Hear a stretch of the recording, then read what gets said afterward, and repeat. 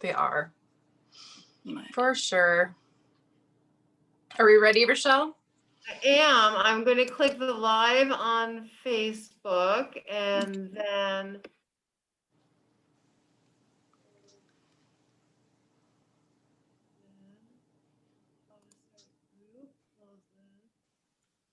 close the other crap. Okay, so I want to share to our news feed, and then I want to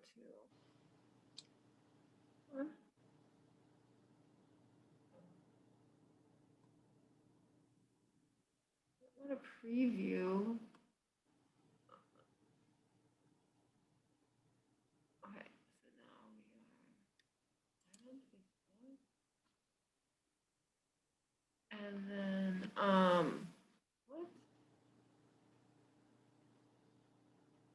I don't understand what's going on here. Okay, but I need to title. Okay. Technology is always fun. I know. Okay, so I've got a question here. You know, the Upper Midwest Bead Society, the 2021 membership private group page. I can't get to the regular Facebook page. Or doesn't that exist anymore? No, it totally exists, and that's what I'm trying to go live on. And so, am I on the wrong Facebook page? Well, I don't know how to get to I believe that your membership is a group. And so I believe, I can't look at the Facebook right now because I'm on my phone, but there's something in the middle that that should lead you to groups. But if you go to your own page, this one it should be on the left-hand side. Right. And are you sharing to, you're still sharing to the page, right? Not the group. I want to share to the page, but my question is, I think Zoom took me to the wrong place. I would back out and maybe start again. Do you want me to log in? Yeah, can you, or can you like attach us and go live from wherever? I have to log out of my computer one and I'll log back in. So I'm going to leave. I'm not really going to leave. I'm just going to leave that one. Since I have two open. Otherwise, live on Workplace by fake folks, because I clicked live on Facebook. Okay, so I got to it by just going to my regular feed, you know, my home feed, and then just searching for Upper Midwest Bead Society. When I was in the group thing looking for groups, that's when it takes you to the doing this live on the normal one, and so it's it's not letting me get this, because it's signing me into my own account versus, which is fine, but I need to go to the UMBS. Is the password umbs.org or just umbs.org? UMBS in uppercase and .org in lowercase 1989. Oh, 89. I made it up. You would think I would remember it. Oh, here, share on a page you manage. Yep. Now we go Upper Midwest Bead Society, posting as Upper Midwest Bead Society. Yep. It wasn't this complicated the first time. So I apologize to all those folks who are waiting. It happens. So it should show me a different page now. Hopefully. There we go. Title required. And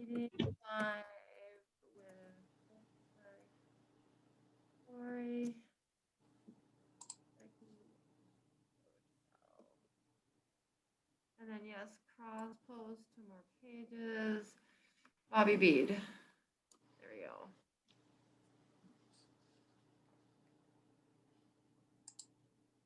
So I think it's gonna start. Hello, I think, are we live? Okay, let's look and see. I think we're live, I'm hoping. Hmm. Hello, everyone, if you're out there. I'm looking for us. We'll see if I can.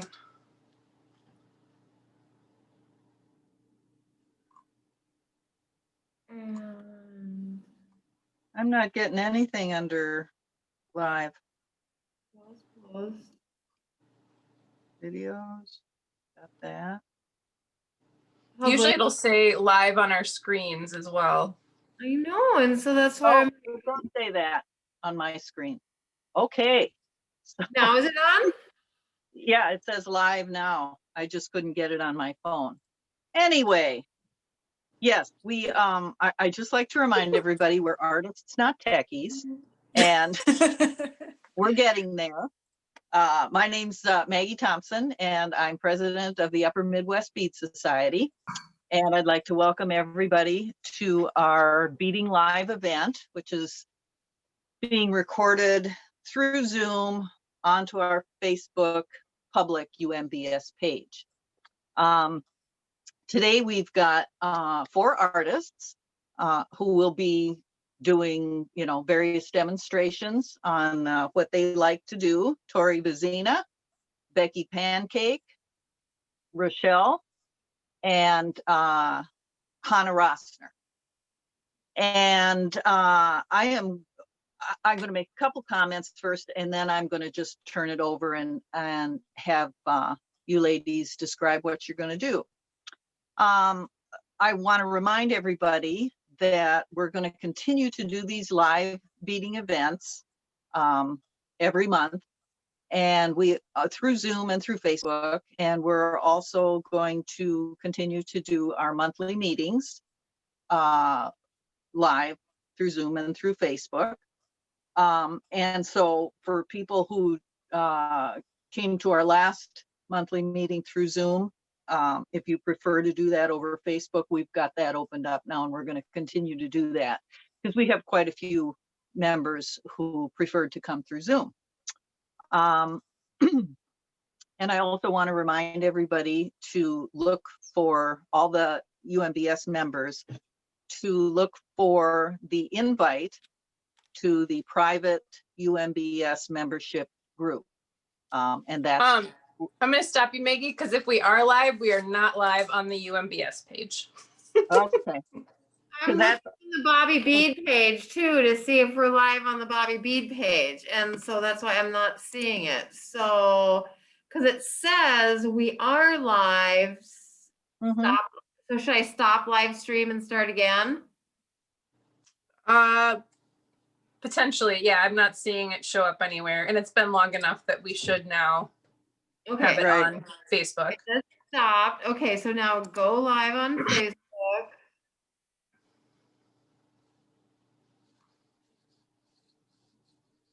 Okay, share to a page you manage. Okay, Upper Midwest Bead Society, hosting as next. Okay, now it says once again, preparing live streaming preview. Yeah, they're letting us know that it's not working.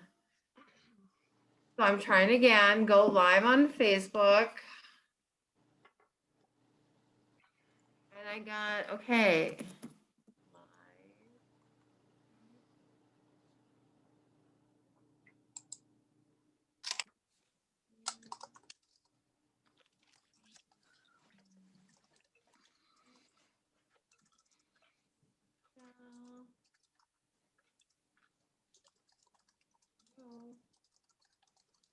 Post more pages. Yes, Bobby B.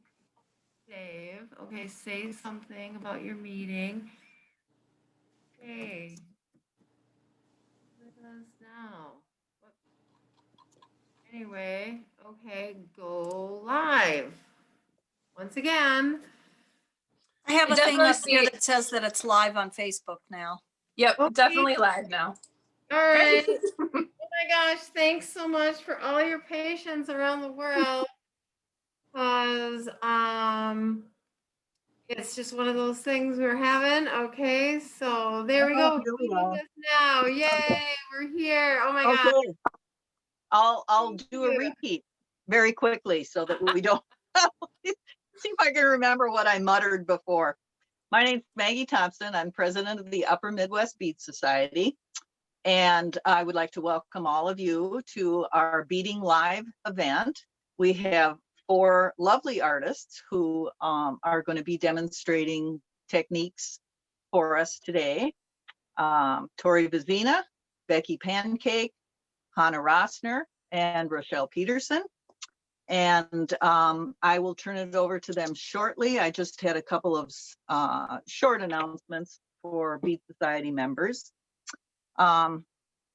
We will be doing all of our future Beading Live events and continue to do those, as well as our monthly meetings through the Zoom and Facebook format. So you can watch it live and join live on Zoom, or you can watch the recording on the Facebook page.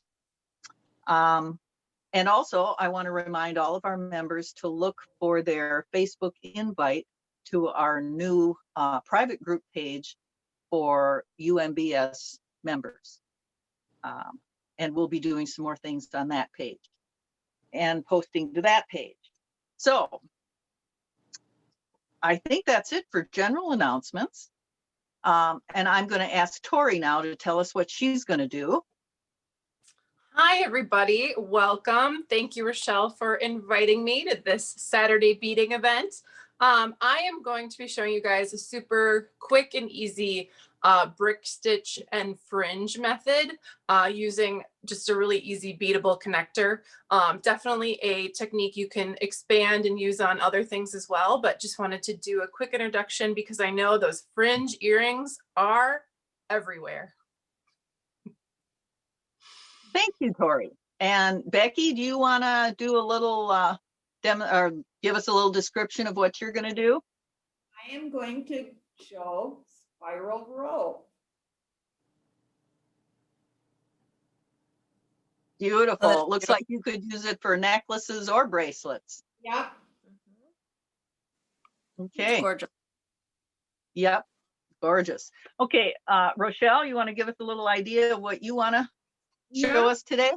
Well, we've extended the Toho piece ring project, so I'm going to be showing you once again how to make a wonderful Toho piece ring and all the different fun things that you can do with it. So if you wanted to make it into a bracelet, you could do that too.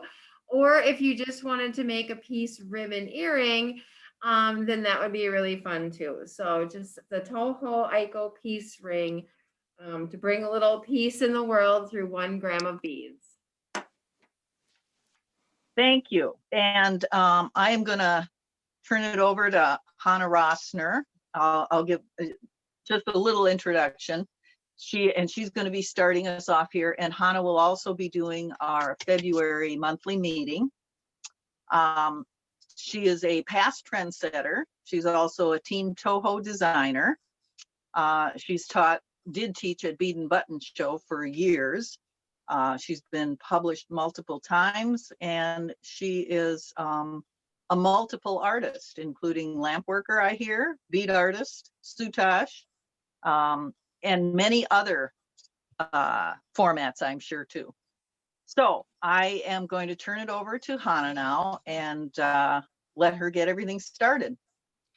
Well, I'm Thank actually you. here just to talk about the meeting on Monday, February 1st. I'm not doing a demo today, but I wanted to invite you all to come to that meeting because I will be actually doing a little talk on how to be inspired in the middle of winter and the middle of this COVID, and different techniques, different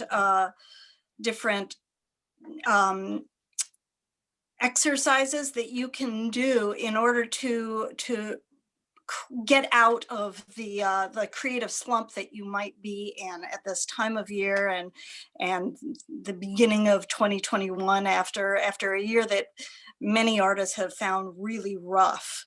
So I'm going to be talking a lot about some of the things that that made me create these projects. A lot of my stuff is multimedia.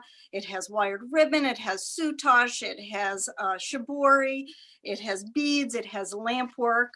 This is a little jar that I've done. This is something that I did for the Toho Challenge. And we'll talk about the use of challenges and contests to help inspire you. I've actually recently gotten the new colors for this upcoming year's Toho Challenge, and I'm not going to show them to you, but they're gorgeous. Thank you, Rochelle. So really what I'm going to be popping in today to do is just to ask you to come to the meetings and to become an Upper Midwest Bead Society member. And we're going to talk about the challenges and the problems with being inspired at home when you're stuck at home, and what you can do to really get out of that and really find something new and fun to create out of really not being able to go out and not being able to travel. So that's what I'm here to just plug, is to ask you guys to come to the meeting on Monday, February 1st. I believe it's 4 o'clock my time. I'm on the West Coast, which means that Central Time at 6. Am I right, Rochelle? Yep, you got it. Yeah. So that's why I'm here today. And to say hello to everyone. And that's it. So darn excited to see you join the Upper Midwest Bead Society. And now that we're doing everything through Zoom, people from all over the world can join our bead society and join the great community of artists that we have. And because Maggie, you're down in Arizona where it's warm and cozy. You're a snowbird. And so it really makes it so nice and fun. And we have one of my customers that's on the other side of the world. And I'm so glad to see that she's joining us too. She woke up in the middle of the night. And I apologize for all those who were thinking it was 1 a.m. to 4 a.m. I'm sorry, this was the first event I've ever created on Facebook. Once again, we are artists, not techies. So thanks for your patience. And for coming back to us here at 1 in the afternoon. So, and then we look forward to joining you in our meeting. But today, then we'll start it off with Tori, and then Becky will follow closer to around 2-ish or so, and then I'll be doing the piece ring around 3-ish. So if you can't stick around, join us back again, and then or else just come back and watch the video when you can. So we really thanks for everybody coming. All right, should I take it away? I would take it away. So we're gonna. All right. Back to you. Thanks, Hana. Sure thing, honey. Tori, I love your kitten. She's in the background. Oh, they are part of the show. They're sort of a package deal sometimes. We got Siggy and Gray, and a lot of people tune in to see me just to see the cats, I feel like. So That's funny. It's one of those things. Thank you. All right, I'm gonna flip my camera here, you guys, and then I'm gonna get all set up. Otherwise it becomes a roller coaster ride because I have to flip my whole camera set up around. All right, there we go. I think we are in place. All right, so today, like I said, I am doing just a really easy brick stitch with some fringe. I just started doing them probably like a month ago because I did start seeing this look everywhere, and I was like, I want to learn how to do that. So taught myself how to do it. But along the way, I did learn some tips and tricks I'm going to share with you guys. So to start off with, this was my first attempt up here in this corner. And I tried using Fireline because that was what I had available. And the Fireline is just too stiff. It gives you a very kind of octopus looking, see, there goes a cat, an octopus looking leg versus kind of a nice straighter fringy leg. So I suggest using 1G or a silkier, softer thread.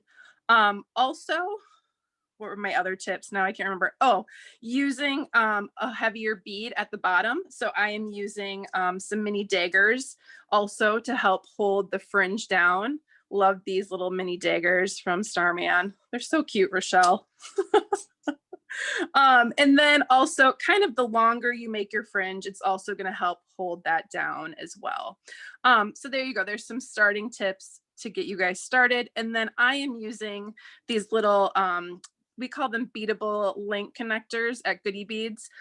They're a 1 to 7 connector, and they are sized out to work really well with size 11 delicas, or they work pretty well with size, just regular size 11 rounds as well. We have them in silver and gold. I'm going to be playing with the silver today. So we're going to take that out, and then I'm going to get my 1G thread, and I'm going to start with about 5 feet. I would say if you're going to make really, really long fringes, you probably want more than 5. But I tend to get my thread tangled and caught on things if I use too much. So I'm going to stick to 5 feet today. Just trim that off, put that aside. And then I'm going to go to a regular good old fashioned bead mat because it is so much easier to pick your beads up off of a regular bead mat. So we're going to unfold that there. And then I'm just going to take my fingernail, if you have them. Mine are pretty beat up these days, I have to say, but just sort of take your fingernail and get that end of the thread a little bit flatter. It makes it easier to get through your needle. And I'm just using a size 13 needle. That's what I had on hand.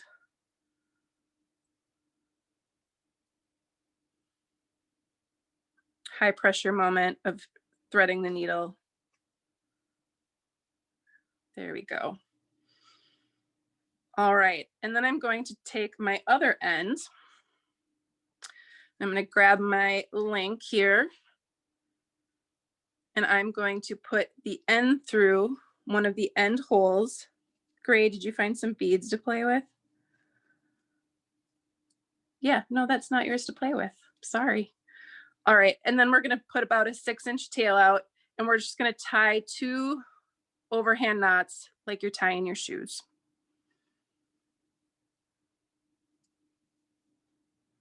Try to make sure it stays on the bottom of the link. So we got 1, and now we've got 2. All right, and then I'm going to start with some Delica beads just because they fit against this link so well. I'm just using, this is the Precious Metal Mix in a size 11 Delica. And I'm going to do a pattern where it goes from silver to black in a row. So I'm going to pick up 1 silver, got to dig them out, 1 black, and then I'm going to pick up 1 black and 1 silver. And you'll see why in a second here. All right, and then I'm going to pull those down. Just like so. And then I'm going to take my needle and go back up through that first hole. Whoop, there we go.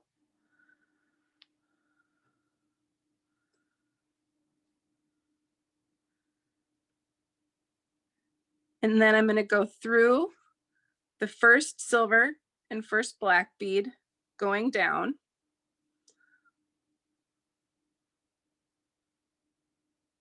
Whoop.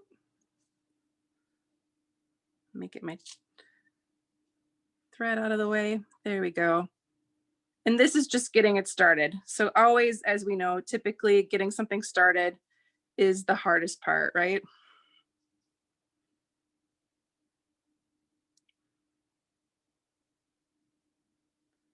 And I'm just at an awkward angle for myself. So I'm going to bring it up a little bit so I can see it a little bit better.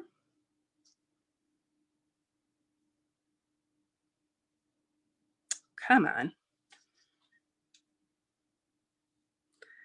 And also Murphy's Law of you do it 10 times not in front of a camera and do it right away every time.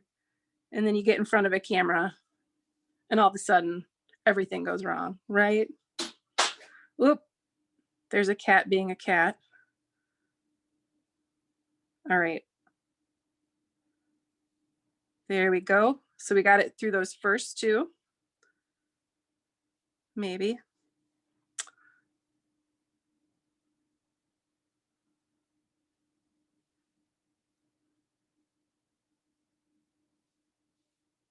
Sorry, guys.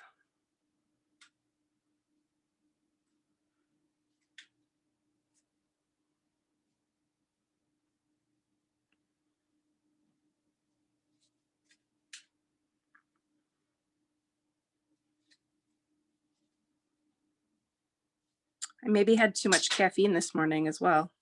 Is that possible?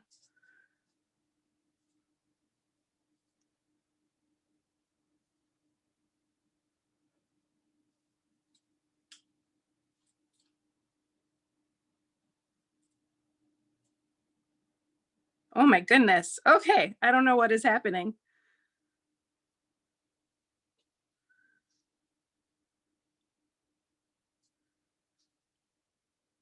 And I'm not typically a seed beater. So using a needle is usually, there we go, a little strange to me as well. So there we got through the first two. And now we're just gonna come over and go back up through those second two. And we're gonna come in from behind on the beadable component and pull our thread through just like that. And so now you've got those first two rows of beads in place. So now we're gonna go back through these two.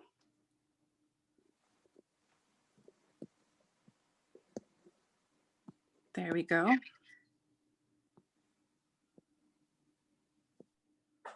Oop.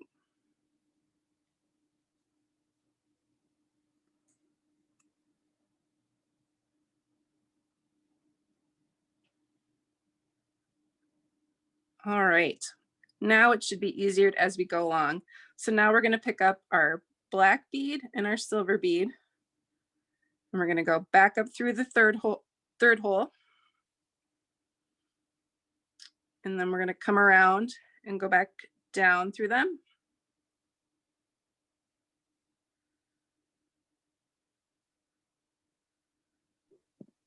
And you'll Hey, see Tori? those start laying in place just like that. Yes, Hey. question? Yeah, it's Hana. I've never seen these beadable components before. Do you carry them for sale? We do, we carry them at Goody Beads. Right now we are the only ones who have this particular style, yes. It's super cool. Thank you. And learning this technique, it's much easier than using, say, like a open frame, because with the open frame, you know, your thread can move around a little bit more and things like that. So this with the holes really helps you kind of keep them in line. And we do have a variety of other beadable components as well. It's kind of a line we've been working with a factory on making special ones for us. So, and so now we're just picking up two beads, our black and our silver. Wait, silver and our black. Wait. Now I've confused myself.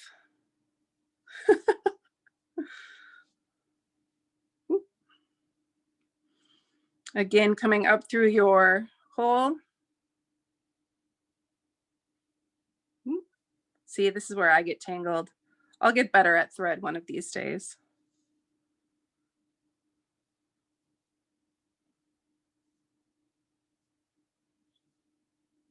And I went through the wrong hole. There we go.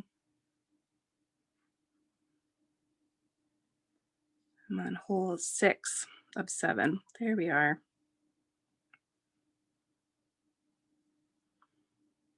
Back down. And we're almost done with the brick stitch portion. All right, we've got our last black and our last silver.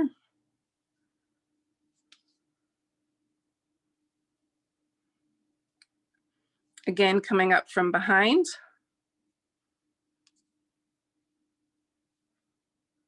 And then going down.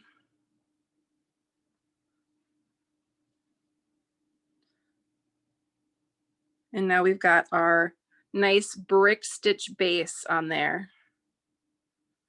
So just 7 rows, and then we're going to start on our fringe.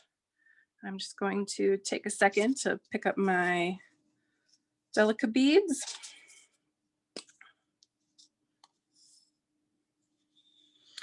And I'm not going to make my fringe super long because you guys don't need to watch me count beads for a half hour. So I'm just going to do a little bit shorter fringe on these, but I'm using the size 11, and this is the galvanized silver. And then again, the super cute little mini daggers for the ends. And you could also just use a bigger bead at the end, or a little charm, a little jingle bell, you know, something like that, just to kind of help weigh it down. All right, so I'm just going to start with 10. And again, you could do any length you want,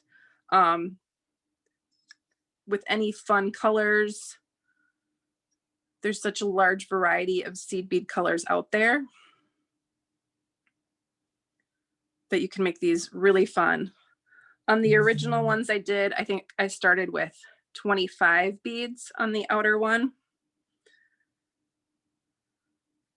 And then we're just going to add our dagger bead.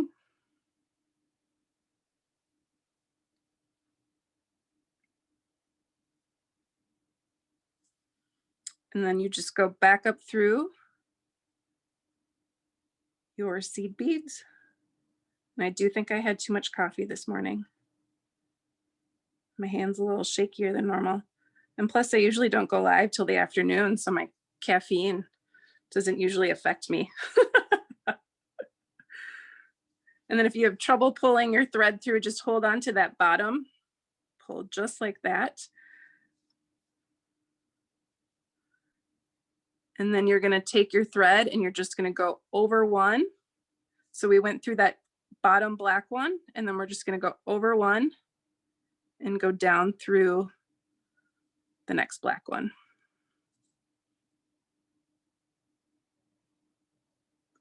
Just like that. And then take a little second to sort of even everything out. Make sure your tension's not too tight and not too loose. And then you can move on to your next fringe. And we'll just do maybe 12 beads.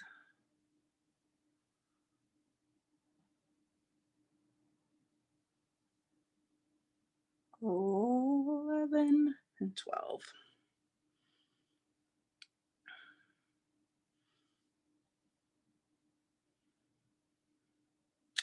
Add on our little dagger bead again. Go up through all our beads.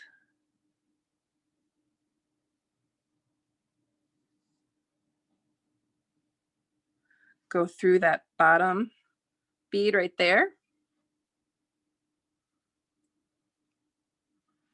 Pull your thread through. And again, if you need to get some through, hold that bottom one and then pull the rest right up like that. Check your tension and then go down and over the next one. So easy, you guys. You guys will whip these out in no time. I'm sure all of you will be much faster than me at it.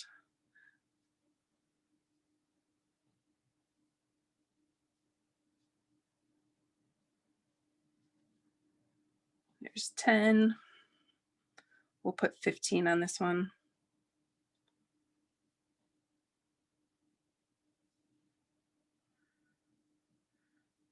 But again, I feel like with this kind of skinnier component, a really long, like 5 to 6 inches of fringe for an earring would be super fun.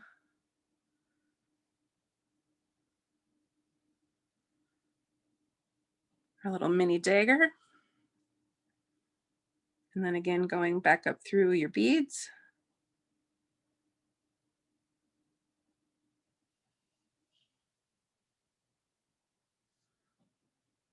Going through that bottom bead right there.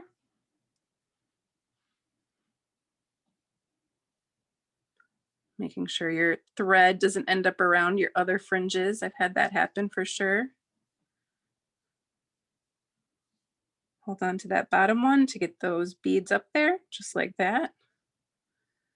And then once again, just going down the next bead.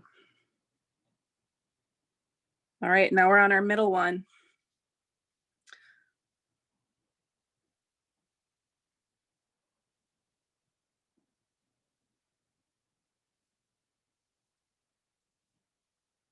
All right, there's 10.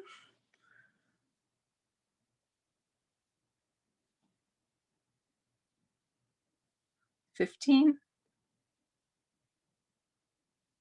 I'm just going to put 20 on there. There we go.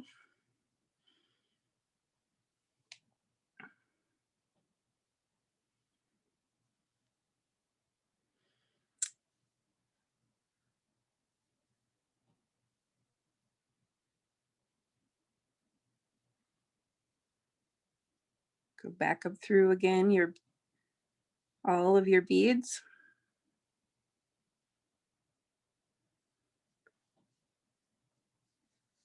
These last couple.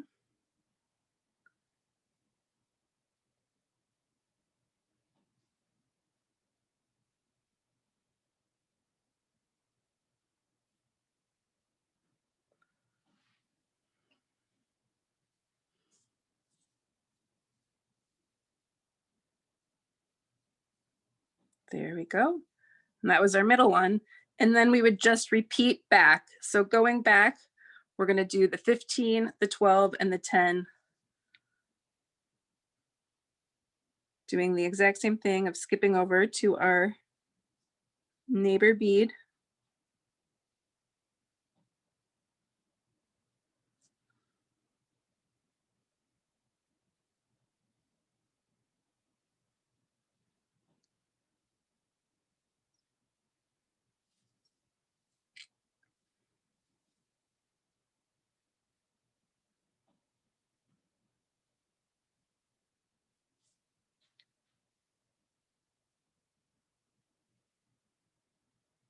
There's 10.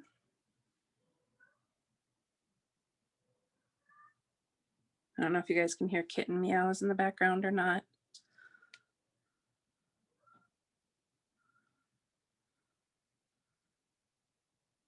There we go. Again, going back up through. And also depending on the finding you're using, you could have any number of, fringes coming down, especially if you're using a larger round frame. You could make, a significant amount of fringe legs, we'll call them.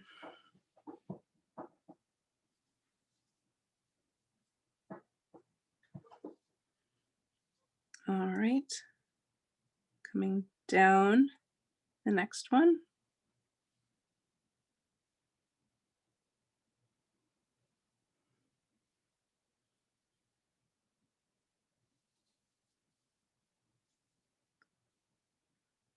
Just double checking all of my tension on all my other ones. I got to pull that last one a little bit. Now we just have 12.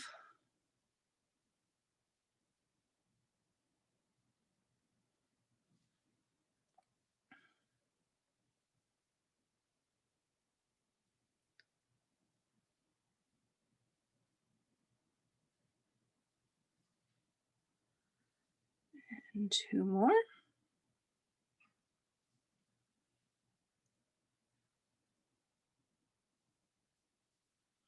And then you can kind of check, usually line them up a little bit and make sure that you've counted correctly on each side.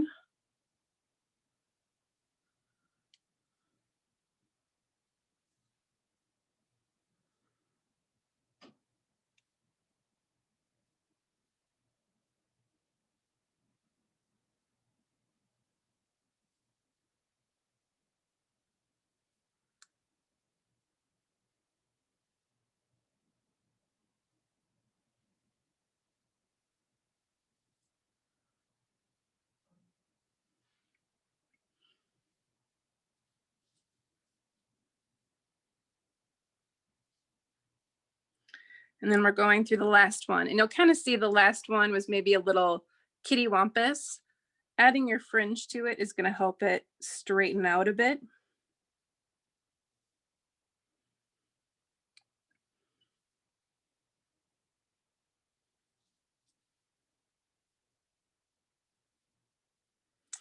And the longer your fringes, kind of the straighter they'll end up as well.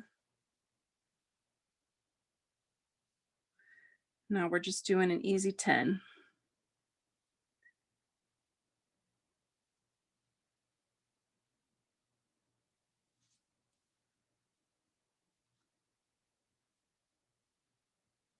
There we go.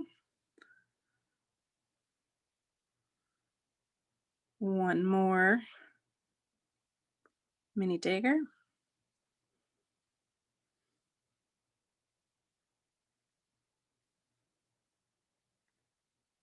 Going back through, catching that last bead again.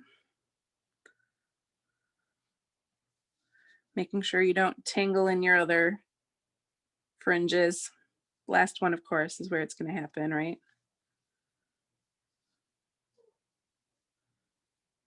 There we go.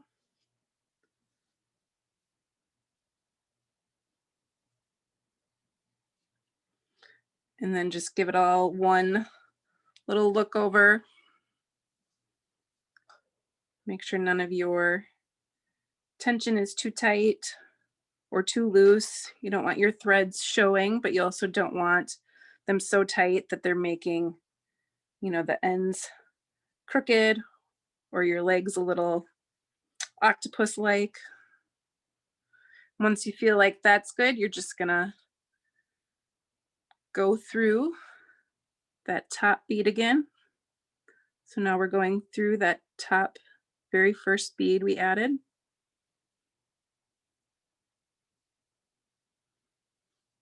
Which is where our tail is. And so now we're going to take our two ends. Again, we're just going to do easy knot there. Was it Marilyn who said she never knotted anything, Rochelle? I was like, you don't what? Oh my goodness. Yeah, Marcia never knots. I very rarely knot. It would have to be in a place that doesn't move. So on earrings is pretty much the only place I knot because it's so short. You don't have a lot of place to go to hide that thread to weave it in. Yeah, that is true as well. Yeah, I guess if you have a really big piece where you can really wind your thread in and not have to worry about not tying it off, then I understand that. But I don't have a lot of beads to work with here to. Right. So yeah, on earrings, that's definitely where on a couple of my patterns I will not to do that because yeah, you're precisely right. Nowhere to go. Yeah, not a lot of places to go. So I'm just going to take it down and go through down through a couple beads here, pull my thread through, and take my nippers, clippers, whatever, scissors, whatever you got, or a thread burner, and just snip right there. And then we just have our tail, and we're just going to thread that guy in as well. And then we're done. But like I said, you know, I think doing some really long fringe, you know, this is probably about 3 inches, but I think, you know, doing like one that was, you know, 5 or even 6 inches to make some really statement shoulder dusters would be really fun with these because they have such the petite profile at the top. I think the elongating it makes it really fun. And then I did also use, I had some metal size 11 beads, which were just a little bit bigger than the glass ones. And you can see it kind of goes out a little bit, but I didn't really mind that either. So you definitely can use the size 11, the regular rounds at the top as well. I just sort of liked how the delicas fit in so neatly next to the beadable component. All right, now we have to thread again.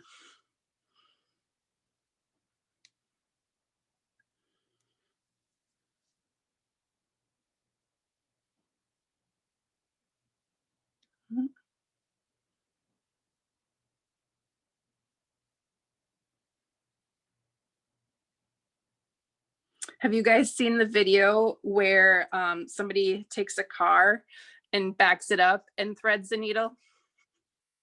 It's pretty impressive. No, I missed that one.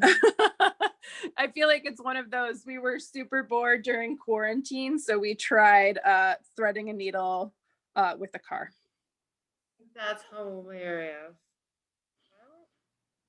So now we're just gonna take this and tuck it through. And again, you could just go down that same fringe, or you could come up the next one over. So we'll just push that one through the next little set of beads over. Whoop, don't get it tangled in your fringes.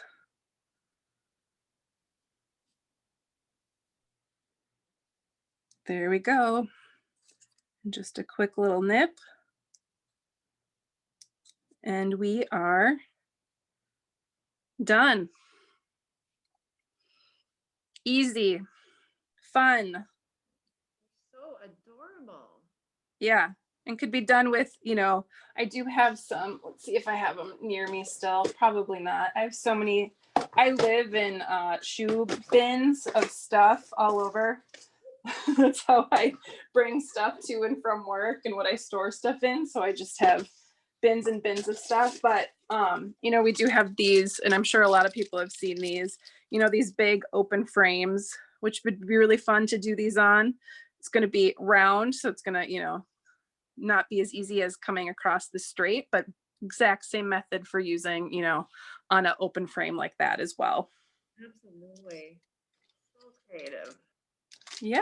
How many of the different shapes and sizes and colors do you have of those beadable components at Goodie? Right now we just have these, well, for the links like this, we just have these two, but we do have a variety of other kind of shapes and things. I do a Friday night live at 5 p.m. Central where we do one of our kits, and last night we did this guy, which just has the openings you can see here where you just add in your beads. So really easy, great for introductory like bead stitching, getting used to using thread and a needle. But like a brick stitch to put those in there? I mean, really, it's, yeah, I mean, basically it's just a back and forth stitch. You're just laying them into the little openings, the channel openings. Gotcha, nice. Yeah. It makes it really unique and modern, yet in a really kind of bohemian sort of way. Exactly. Yeah. So we do have a good variety of those that are, you know, sort of the more easy, just kind of laying the seed beads in there as well.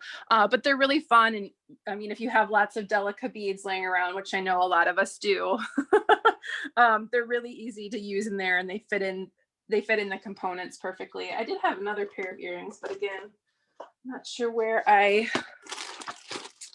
oh, there we go. So these just have a really small little channel in there. It's just a single. Oh, okay. So yeah, so tiny little link. So I just used it as a little link on an earring, but could be really cute, you know, in a bracelet, or, you know, link a bunch of them and make a necklace or something like that as well. Fun to add into other pieces too.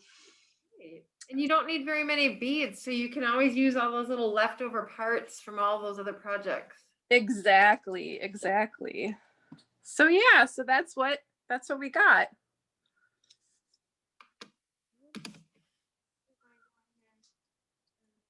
Oh, well, super fun. I'm so darn excited that you could come and share with us. And we had all kinds of people watching, and Jan and Shanna, and because we're on the Bobby Bead Facebook page and the UMBS Facebook page.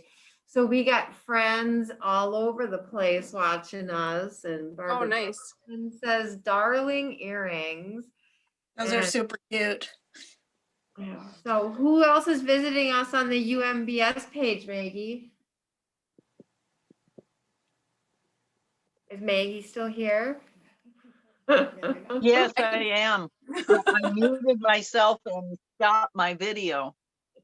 Hana Rosner, of course, and Marcia. Marcia Wiestheins from our last meeting. Leanna McGee, Shelley Sloan, Lisa Dooley, my partner. Let's see who else we got. Betty Bell Bracker Norlander. And Lynn Johnson is here too. Lynn Johnson Olson, sorry. Oh, Tamara Bruzek. Yeah, Hey, Tamara. we've got quite a few visitors. Yay, we're so happy to So have that's you. lovely. And thank you, Tori, for sharing. Oh, absolutely. Here, I'm gonna move my camera slightly so you can see a cat in a box. Oh, nice. I love it. Those are the bins I live out of as well, but she found the box and decided to sit in that. Yay. Well, I can't wait to see what her next project is. Oh yeah, they like to get into the beads as well, so you never know. Yep, you just never know what those little beasties are gonna do. Right? They haven't sold too much yet. There's been a few things where I've found where I was like, how did this get from, because I'm in my downstairs right now, and I go, how did this get from downstairs to upstairs? Two guesses. Tomorrow night on your goodie bead on your aren't you beading tomorrow or doing live? What's your next live beading that you're doing? So next on Tuesday, we do a Tuesday, Thursday live at 2:30 Central Time.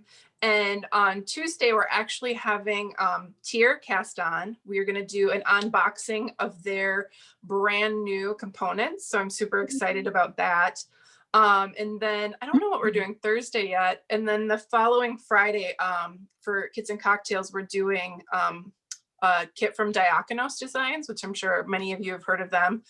They're a great company from Wisconsin who do really amazing kits, mostly using leather and chain and check beads, some gemstones as well. But their kits are always just fabulous. They have this, I always say they have a secret sauce that makes their kits look much more difficult than they actually are. So we're excited to be doing one of their kits again. Super. Well, that's Cool. loads of fun. And so we'll look forward to following you there too. Yeah, absolutely. And then we also have a Goodie Beads group, Goodie Beaders, where people can post their projects and ask questions and share their ideas. And we try to share what we're working on there as well. So super fun. Is that a Facebook group or is this through your website? It's a Facebook group. Yep. And so you just go to the Goodie Beads Facebook page and then ask to join the group? Mm-hmm. Yep. It should be right on our page right there. Oh, well, that's Yeah, it's fun. wonderful. Well, next, who's next, Maggie? Carol Moldenhauer is watching. Barb Benjamin is watching. And Lisa Dooley says, I love your earring designs using metal findings, Tori. Thanks, Lisa. And Shelley Sloan shares that her kitty was a master at bead flinging. Absolutely. They're definitely very good at that as well. Yeah. Well, let's see. Our next artist will be Becky Pancake, former president of the UMBS and current board member. And Tori also was a past board member.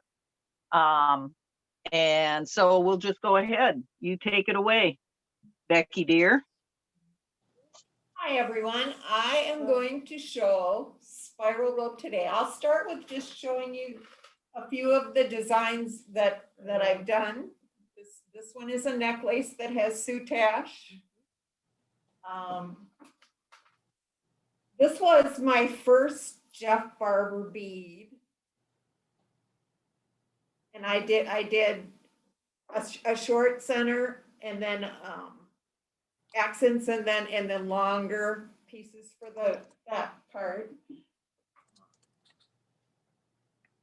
This one is also,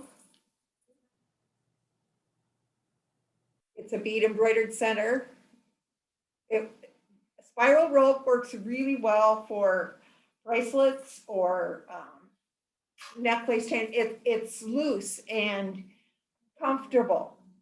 And this necklace is probably my favorite ever, and it's probably about 15 years old. And the last time my husband got his orthotic shoes, they moved to a new place, and I'm looking at the floor going, wow, look at the colors. And I always get comments on this. And it was fun and easy. Well, it's cream and turquoise and Yep. like a brick red. So that's one of my favorite color combinations. And this one, I did a challenge, and it said, can you make the same design in 3 sizes? So I did it in 11s and 15s and 8s. And 2 of the pieces have already sold. This is the 15th. So it's very adaptable. You can use lots of different sizes on it. And I decided that for you guys to be able to see it, it was probably easier if I started with 6s. Okay, you have a base, and that's 3 size 6 beads. Oh, that's not what you're making. And then I used a Delica, an 11, an 8, a 6. And I wanted to use different colors to make it easier for you to see. And then you repeat backwards, an 8, an 11, and a Delica.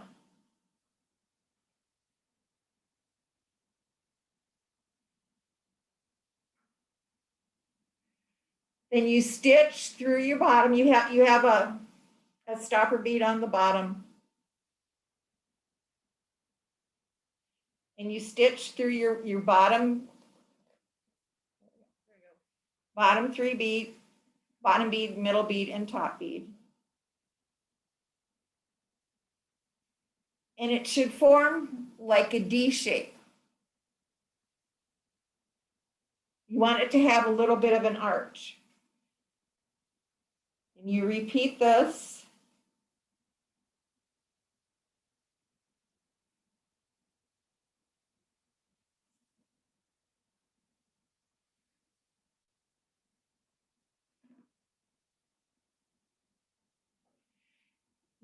You pull your arch to the left and add the next.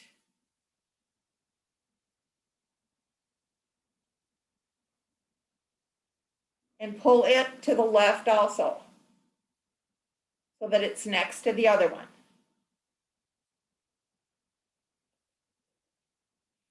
And add a third loop.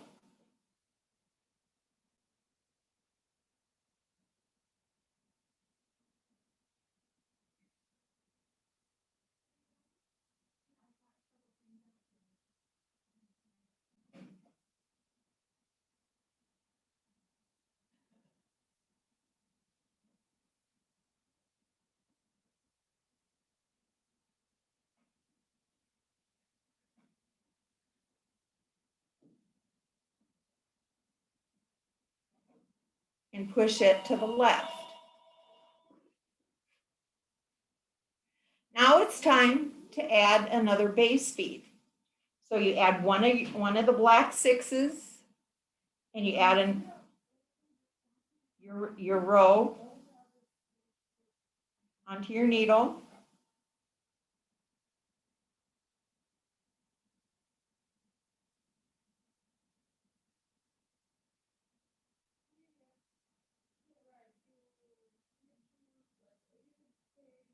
And you pull all of the beads down.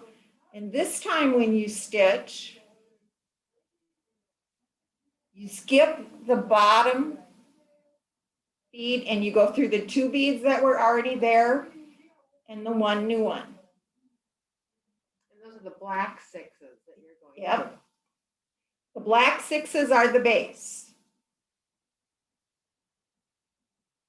When you say base, you mean like the center core that runs Yep, through it? the Okay. core. Okay.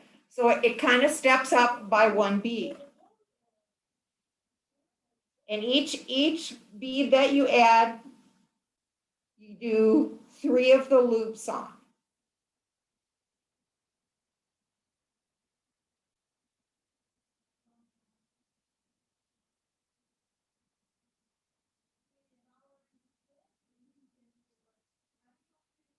Again, skip the bottom one and go through the two that were already on and the one new one.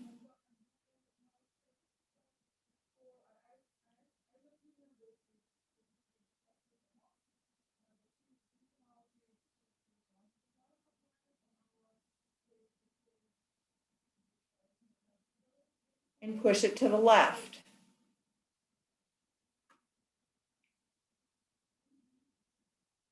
Add your third.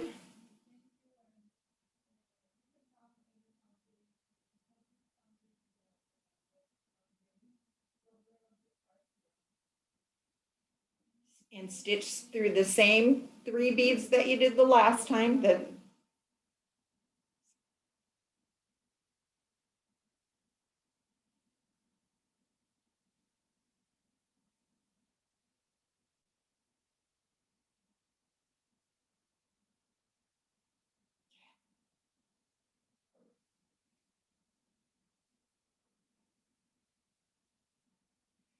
And you'll see you kind of can't, it, when you add that third row, it kind of covers the core some. So you won't see your bottomest bead as easily anymore. And if you have to lay your bead down, the phone rings or something, you can look at the end bead and see how many loops are on it so that you don't lose your place. That's a really good tip because Yep. I mean, I just get interrupted every time the cat wants to be petted. So, Right, you know. right. If you just count how many loops you have on your top bead. So there's 3 swinging D branch arms in between Yep. every core 6-0 bead. Okay, now I have 3 on, so then it's time to add a core bead. And I used a Delica, an 11, an 8, a 6, an 8, an 11, a Delica. And now you skip the bottom 2 beads and you use 2 of the old ones, 2 of the old black ones, and the one new one that you just added. So it's a really easy thing to do. It just grows, it just spirals up. And you can do it with whatever size you want. This one has a 6 center. And then I did a Delica, an 11, an 8, a 6, an 8, an 11, a Delica, like I did with the black one, but this is just a different color variation. This one I did with 11 centers and all size 11 beads. But I will tell you that 11s are hard to use in the center because they get full. You may have to go to a smaller needle if you chose to do that. And 11s work okay if you want to use 15 beads on them. When you use all the same beads, you get way less of an arch. They're straighter around than when you use smaller to larger. And this is the difference between the 11s and the 6s. My favorite thing to use is actually a size 8 core. And they aren't as big around when you're done.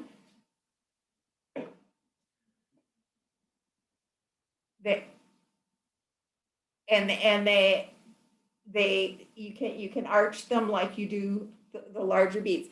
And the other thing I wanted to show you is when you add a new thread.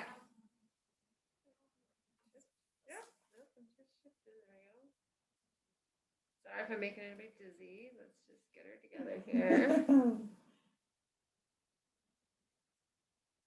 So, how much thread does a normal project take?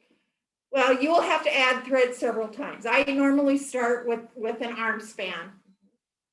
But you will find you add thread several times. Okay, you can always tell where your bottom is because you have a stop bead that's a different color.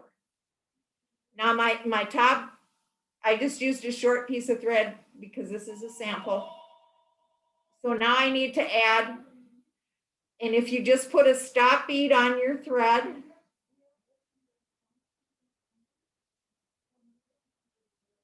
and stitch into your core.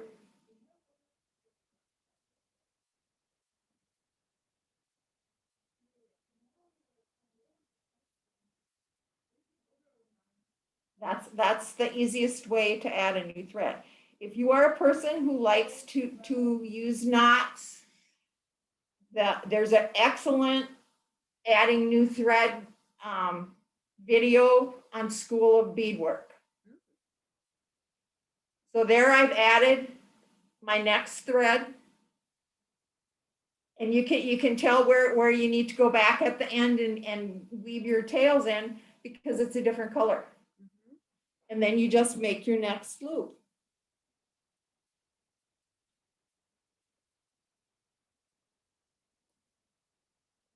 And they, like I said, they're very supple. They make excellent chains. They're comfortable to wear.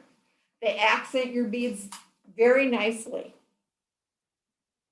Do you use the same number of beads in like that D shape each time, or can you vary the length of Okay, now this one has 5 beads on it. It's a size 8 core, and I used 5 beads. The size 6, I used 7 beads.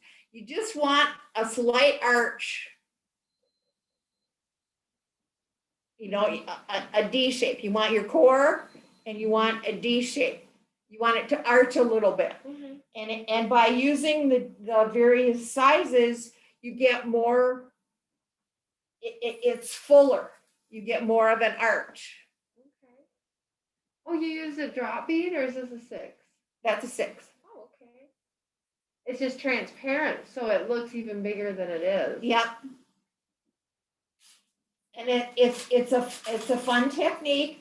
It's not really fast. It takes a while to do this because you go through each of the cores 3 times. And so, but the start is the same.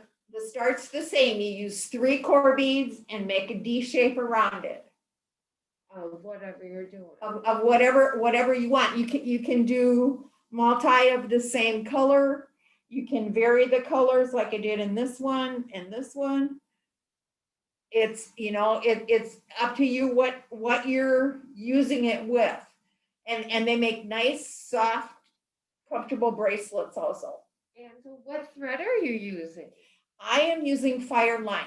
I'm a Fireline girl. What pound? You can use 6 or 8. I use 8 most of the time. The only thing I don't like Fireline for is fringe. Like Tori was saying on her earrings, they're too stiff, or like the fringes here, they're too stiff if you use Fireline. But most of the rest of my stitching, I use Fireline. And if you use the smoke Fireline, wipe it off first. Then your hands and your project will end up black if you don't. I have a little rag in my stuff for wiping my Fireline. And I cut off my Fireline, and then I take my pliers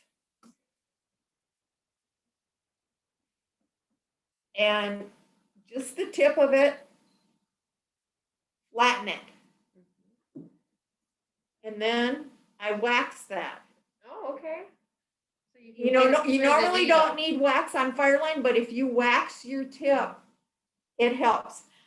And if you struggle to thread your needle, put a piece of white paper behind it. Maxine taught me this. I struggled and struggled for the longest time. And I had people say, well, I'm using white thread. It doesn't matter. What matters is that you see the eye of that needle really well. Okay. And the other tip is when they make needles, it's a flat or a piece of steel, and they do a punch. So the side where the punch goes in is wider than the back side. Oh, If you're having trouble, turn your needle over. It makes it much easier to thread if you have the wider side first. That's a really good tip. Yeah, I never realized that. I knew that they were. I've never been to the tour of the tulip factory. That would be so cool. I haven't either, but that's something that I did learn is it matters which side of the needle you try and thread in. And if you're struggling, like I said, just a piece of white paper. Yeah, I've colored the end of my light colored thread with a Sharpie so I could actually see it because I couldn't see it. And also hold it really close. Don't, just the littlest piece sticking out from your fingers. When you hold way back here, you can't control it. So that's my stringing tips. Have you ever used a nylon thread, a 1G or a Oh, yes. Nymo with this? Yes. And does it work similar or? Yes, it actually comes out softer, more flexible with the not 1G or Nymo, either one. Yes, I have used those. I'm just a Fireline girl and I like it. I totally understand. And so do you find a difference at all between the smoke Fireline and the crystal and the black satin? Because I've heard many people think that the black satin, to me, it feels thicker. I have not used the satin.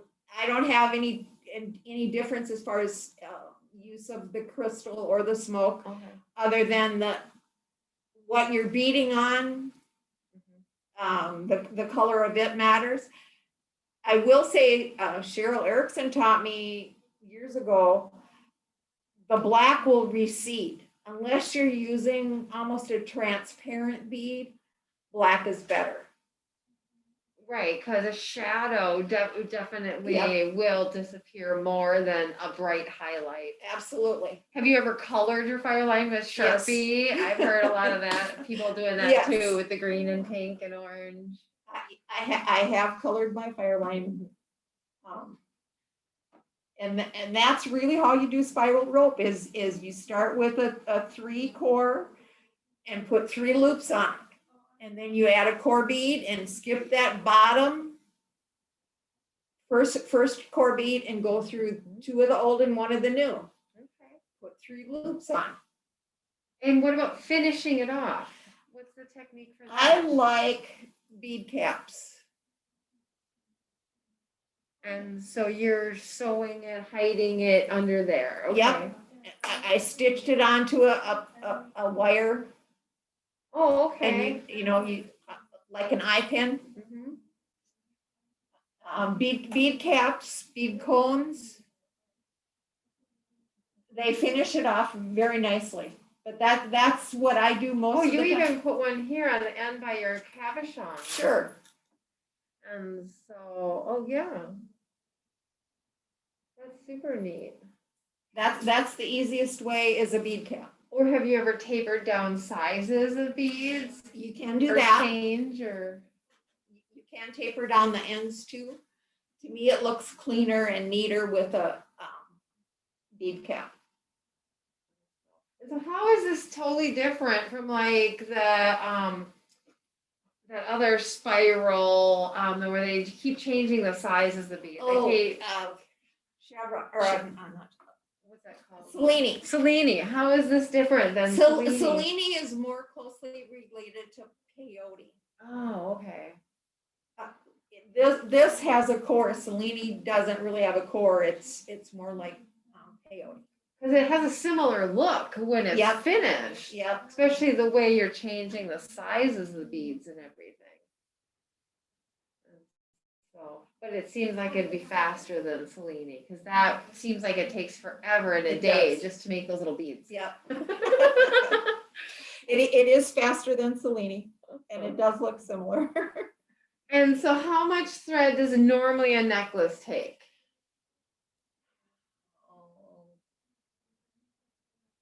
I probably add thread 5 times Oh, okay. at least.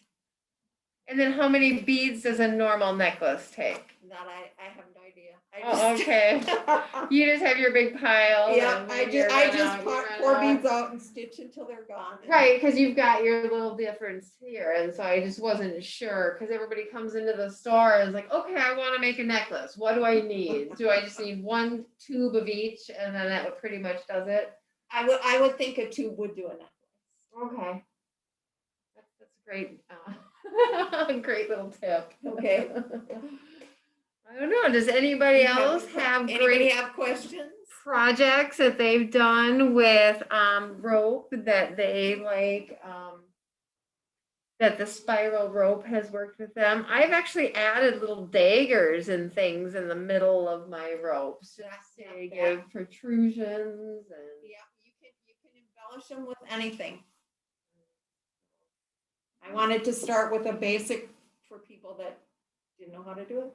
Yeah. And so how much time do you think then it would take one necklace? So people don't get discouraged and go, oh my God, I've been doing it 2 hours. How long do I have to go?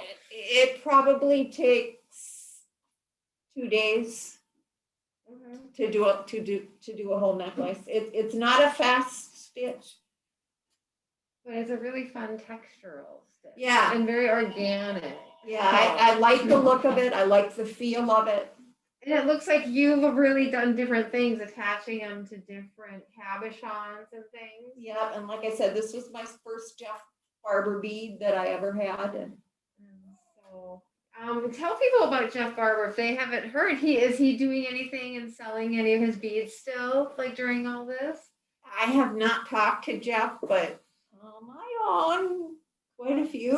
I know our bead society has had quite a few different He's- challenges with his. He's a part of the bead society, and he's a wonderful lamp worker. Has been Uh-huh. selling his beads for years and years. And he comes when we have retreat. Right.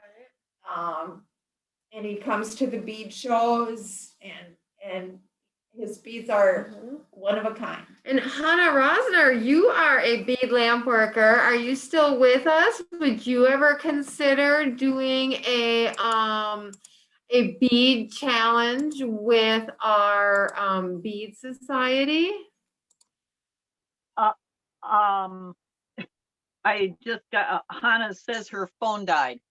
Oh, okay. Well, we'll talk to her about that once we can get back with her. And I agree with you, Becky.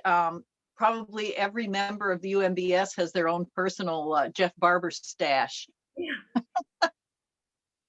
And so I have several of Hana's beautiful beads that she has gifted me over the years, and I've worked them into some beautiful projects. And then I have a few that I'm just saving for that one inspiration where it's like, okay, I get to make something for myself, you know? And so I think that's the unique thing about lampwork beads is they're a whole galaxy unto their own, and they're all so unique.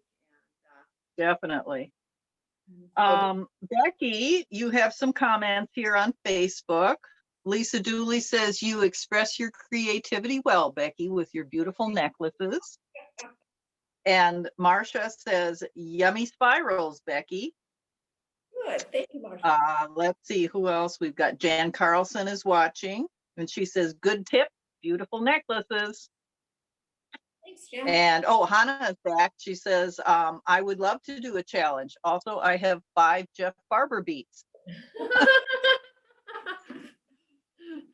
I'm so not surprised. Yep. All right.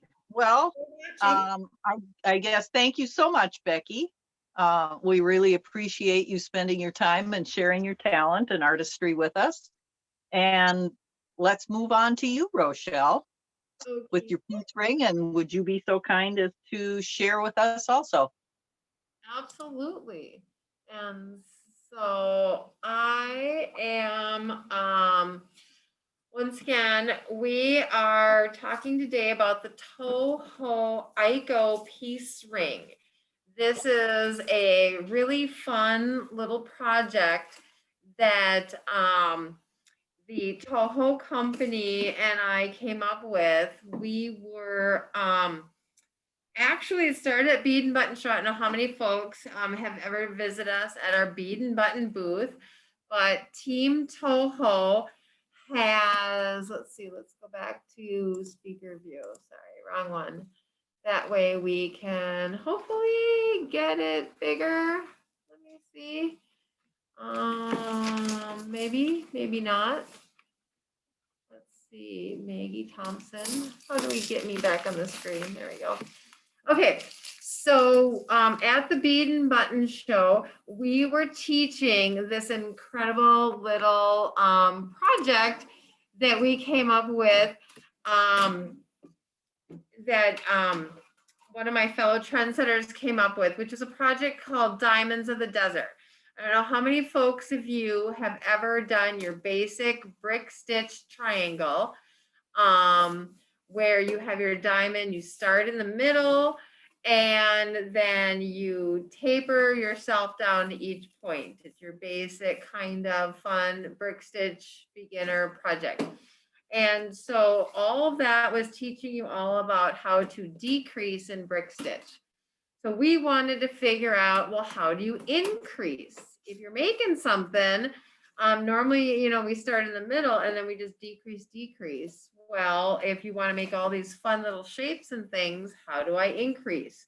Or if you want to start at the point and move to the middle and then back to the point again and do it that way. So the piece ring is all an exercise in increasing, brick stitch increasing. It's a 2-drop stitch and it's repetitive and it only goes one direction because you're just increasing. And so it turns out, because you're doing little groups, columns of 3 beads, it turns out into this perfect zigzag. And that way, when you put them together, they stack all the way up. And they're just a fun little beginner project because it starts off with ladder stitch and then brick stitch. And you make a little ring in about a half an hour. And it just joins so many fun people together at the bead show.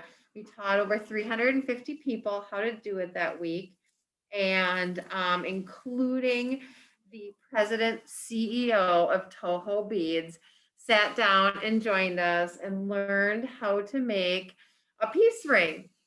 It took Ewow's son about 5 hours to do it, with the help of many other trendsetters to help him. But he left the show with a handful of rings, and one of them he made, and others were samples that we had made that matched, so you could stack them all up and bring them back to Japan and show his friends and family. And so his brother Hajime came up with this great idea to bring peace through the world through 1 gram of beads. And this way, with a little half an hour of time and 1 gram of Toho Aiko beads, if you made a wonderful little ring, posted a picture on the internet of your ring and said something happy, they will donate $1 to charity for every hashtag. You hashtag Toho Peace Ring at Toho Beads. And so we're trying to save the world through positivity and the airwaves. So just a little something special, and then tag Toho Peace Ring at Toho Beads, and then we'll donate to Peace Charity. So we're extending it a whole nother year, since last year was so successful. We had I think over 500 hashtags in one area of our world, and so we're trying to grow our Peace Ring project. We had many bead societies do the project themselves, and so we would love to have you join us. So that's why we've extended it a whole nother year. It goes through the Day of Peace in Japan, which is August 6th. And so through this summer. So we're going to teach you how to make this wonderful little peace ring. And if you want to follow along with us, it is just super groovy fun. And it makes this incredible little wonderful piece ring that this is what they look like flat. And so it's definitely just a quick and easy little project. And since you're working with the Toho Aiko beads, they work out the same every time. And so I'm just trying to get a nice clear picture here. And so let's just get a little bit better close up on, there we go. And so each little part of the ring has these, let's see, there we go, trying to get it focused. It has 3 columns of 2 beads high. And so what we're gonna do is just create column after column, and each has 3 columns of 3 beads. So we're gonna create row after row, and then the amount of rows you make is what size it is. And so 15 rows is a size 7, 16 rows is a size 7.5, 18 rows. So it's always works out the same because the Aiko cylinder beads are always the same. And so how to start is super easy. And so we'll just get you going here. And I'm going to make it in 2 different colors, like the stripe there, so you can just see how easily it's made. So what we do is we first are doing adding on 4 beads at a time. This is a 2-drop stitch. So each column has 2 beads high. So if we start with 4 beads on our needle, and all it takes is 1 yard of thread. So I'm using my Toho 1G thread, and I'm beading right off of my bobbin. Otherwise, just take a yard of thread and leave yourself at least a 10-inch tail, because you need that tail to work with. And so if you work straight off your bobbin, then you can have as much thread as you need. So I just, to start off with, since there's no knots in this project, pick up 4 beads, and then you're going to swing around and pass through all 4 of those beads again. Just pinch it with your forefinger and your thumb of the hand that you're holding the beads in, and then pull the thread towards yourself so that those 2 beads are going to line up 2 and 2. We're going to then pass through again the first 2 beads you added on, and then they'll really stack up. So that way we'll show you right here. So now they've stacked up 2 beads and 2 beads. So your tail thread is important because that's something for you to hold on to. And then the tail thread will always be on the bottom left-hand side of your project. Remember I told you this is a one-way stitch? So that way your tail thread is on the bottom left. That column is your first column in that row. So now we're going to pass down through the second column in that row. And this is a very loose to medium tension stitch. If you pull too tight, those beads will just tweak on themselves and not sit straight. So once again, you can stick your needle in there and straighten them out, or since they're Aikos, you can just roll them and they will roll together, but just make sure that they stay straight. Now this is your first 2 columns, and they're locked into place. You went through it an extra time just because it's the very beginning and you don't want to do a knot. So I'm going to add 2 more blue beads because that's the color for this row. And I come out of the bottom of that second column. So now I'm going to go back through the top of that second column because I want the third column of beads to sit right next to that. So then when you pull it tight, they'll sit right there, and then you'll pass up through the 2 beads you just added. That way, this is 1 row. You have 3 columns of 2 beads high. And so your working thread is coming out of the right top, your tail thread is coming out of the bottom left. That way, if you set it down, do whatever, you always know you can pick it up again. And you can just pinch right on the edge and it'll keep your tension good enough for working. So then I'm going to change colors so that we can jump up to the next row and you can see that row. So the very beginning of each row, you're going to add 4 beads. And we slide them all the way down. And then I orient my thread the correct direction so that the new beads are sitting right here on the right. And then I put them on my forefinger and I hold the thread tension with my middle finger right behind it so that I can easily come around and pass through all 4 of those beads again, just like I did at the very beginning. This step is pretty much a repeat of the first step. So if you pinch those beads while you pull the thread towards you, they'll start to fold over. And then you're going to have the same 2 stack on the left, 2 on the right. And see where your thread came out of that 3rd column? This form of brick stitch, we're going to go back into the lower bead instead of catching the thread. So right where your thread came out of, head right back for the thread and go right back where you came from. And then the first 2 beads you set on there will line up right to the right. The second 2 beads you put on there will flip over to the middle here. So that then turns out to be your first column. So we are going to go now to the left and we're going to go up the center column of your first row. And then we're going to go up the first 2 beads here on your second row. So that way, like brick stitch, it will set right in between. So hold your piece of the first row between your fingers when you pull your thread. That way you'll hold your tension correctly. And then those 2 beads, the new green ones, will sit right on top. So the first row of that is set right in between the second and third column of the lower row. So now, once again, we have to come down just the 2 beads in the row you're working on so that we can add the third column on this row. So you pick up 2 beads again. And since you're coming out of the bottom of that column, you want to go down through the top and head right where your thread is again. You're always heading for your thread. And then those 2 beads will sit right next to it. So don't pull too tight.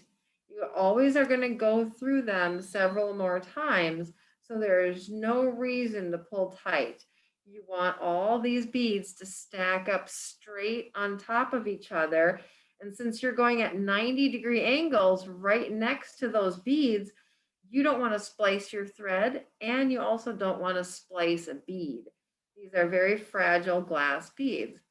So we're just going to move it forward in our fingers, pinch it, and then get control of our thread. You don't want to spike your thread in this, so having control of your thread always is a good idea to maintain that medium to loose tension and to never spike your thread. So then I hold on to my thread and my beads while I slide it down and then orient it, wrap it around, pass through all 4 of them again, pinch it with your fingers and pull the thread towards you. So that way it starts to go right where you want it. So since you've got your thread right, came out of that green bead, you want to head back for your thread. So turn around and go right back where you came from. And those second 2 beads will flip over there. And if they don't, you can help them do it a little bit. And then it's hard to go through sometimes all in one Smith maneuver. So go through the center column. And then you can always put those top 2 beads on with your fingernails just to get them on there before you go all the way through, so you make sure it's all straight, and then pinch it while you pull it to keep it tight, and then pass down through the 2 beads. So you're basically repeating the same steps over and over and over and over again. And you're doing, it's a circle. So if you come out of the bottom, you want to come down through the top so that they lay up right next to it. And then pass up through the 2 beads you always added last. So it's a continual. So you can see how it's starting to get the zigzag already. It's that's how the trinity of a 3 works. It's a perfect zigzag. And so now we're going to change the color again. And so you always are going to start with 4 beads again, remember?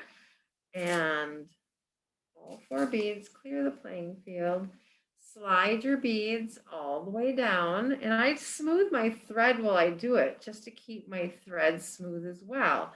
Wrap them around and then pass through, pull it towards you. Go right back down where you came from. If you're not sure what you're doing, go right back down where you came from. And then we always want to connect the upper row to the lower row. So you're going to be connecting the center column of the lower row with the first column of the new row you're just adding. Pull it tight and just go through 2 at a time. Don't try to pass through a billion beads because they won't lay straight anymore. And then we add our last 2. And you repeat this as many times as you want to. It is one of those really easy things where whatever size, you can have rings on each finger and make them all different sizes if you want to. And with the ICO consistency, they always turn out to be the same. And so you just keep going, keep going, keep going, and as many as you want. And so what's so fun about this is just it works up really, really fast and easy. So normally you can make your base of your ring in about, 20 minutes, half an hour, depending on the size of it. And if you never know which way you're going, your tail thread is always on the bottom left. Your working thread is always on the top left. But if you're left-handed, you can totally switch that. That's not a problem. And just remember, you're always going the same direction. So then your tail would be on the right. And so for all you left-handers, we don't want to discourage you, And so because we have a nice loose stitch and a nice loose tension, when you connect your ring, you're always going to have to re-strengthen all of these thread paths. It is the one ring that I have never been able to break because of the circular patterns and the circular stitch. You can do anything you want to these rings. Your hands are going to flex and move all day long. They might swell a little bit in the weather, or if you had too much salt last night for dinner. That's just the way it is. And so that's why I've broken every single ring I've ever made of any stitch, no matter if it was peyote stitch or herringbone stitch. And so I wanted to find something I couldn't break as well for my body jewelry that I keep making. And when I came up with this and I wore these rings for months on end, and I gave them to my friend who's a hairstylist who can never wear rings because you're always cutting hair and the rings get in the way, but you can wear these because they're flat and they didn't wear out and they never broke. So I'm really excited about that. But part of the strength and durability is the ending finishing connection of this ring. And so I'm going to show you how easy it is to connect with this. And so once again, we have our tails in the bottom left and our working thread is on the right. And all you're going to do is head for the thread again. I'm going to wrap it around my finger so that it doesn't twist, and see where my tail thread came out. That's exactly where I'm going to go in. And that way my 2 threads are going to meet up, my first thread and my second thread. So now we want to connect the center column of this row to the first column of the row above. So that would mean the center column of the blue row connects to the first column of the gold row. So we will just go in a circle now of connecting 8 beads, these 2 beads, and then I'm going to go down the center of that row and connect it to the end of that row. So that way I'm just going to go in a now circle of 8 beads at a diagonal, that way connecting those to lay straight. So now we want to move forward up to here. So how we do that, so we can now create another figure 8 on the next row to secure these. So go down through the 2 in the middle. And now you're going to go up through the 2 in that row through the center column of the 1 in the row, because you're always connecting the outer edge of one row to the middle of the next. So that's why we did each one a different color, so you could see what we're doing. And that way we go around in a circle.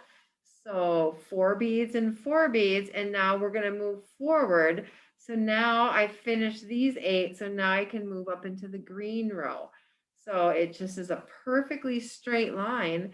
And then once you do this circular figure 8 pattern around the whole thing, it comes out nice and perfectly tight and a perfect zigzag, so that everything is stacked up nice and square.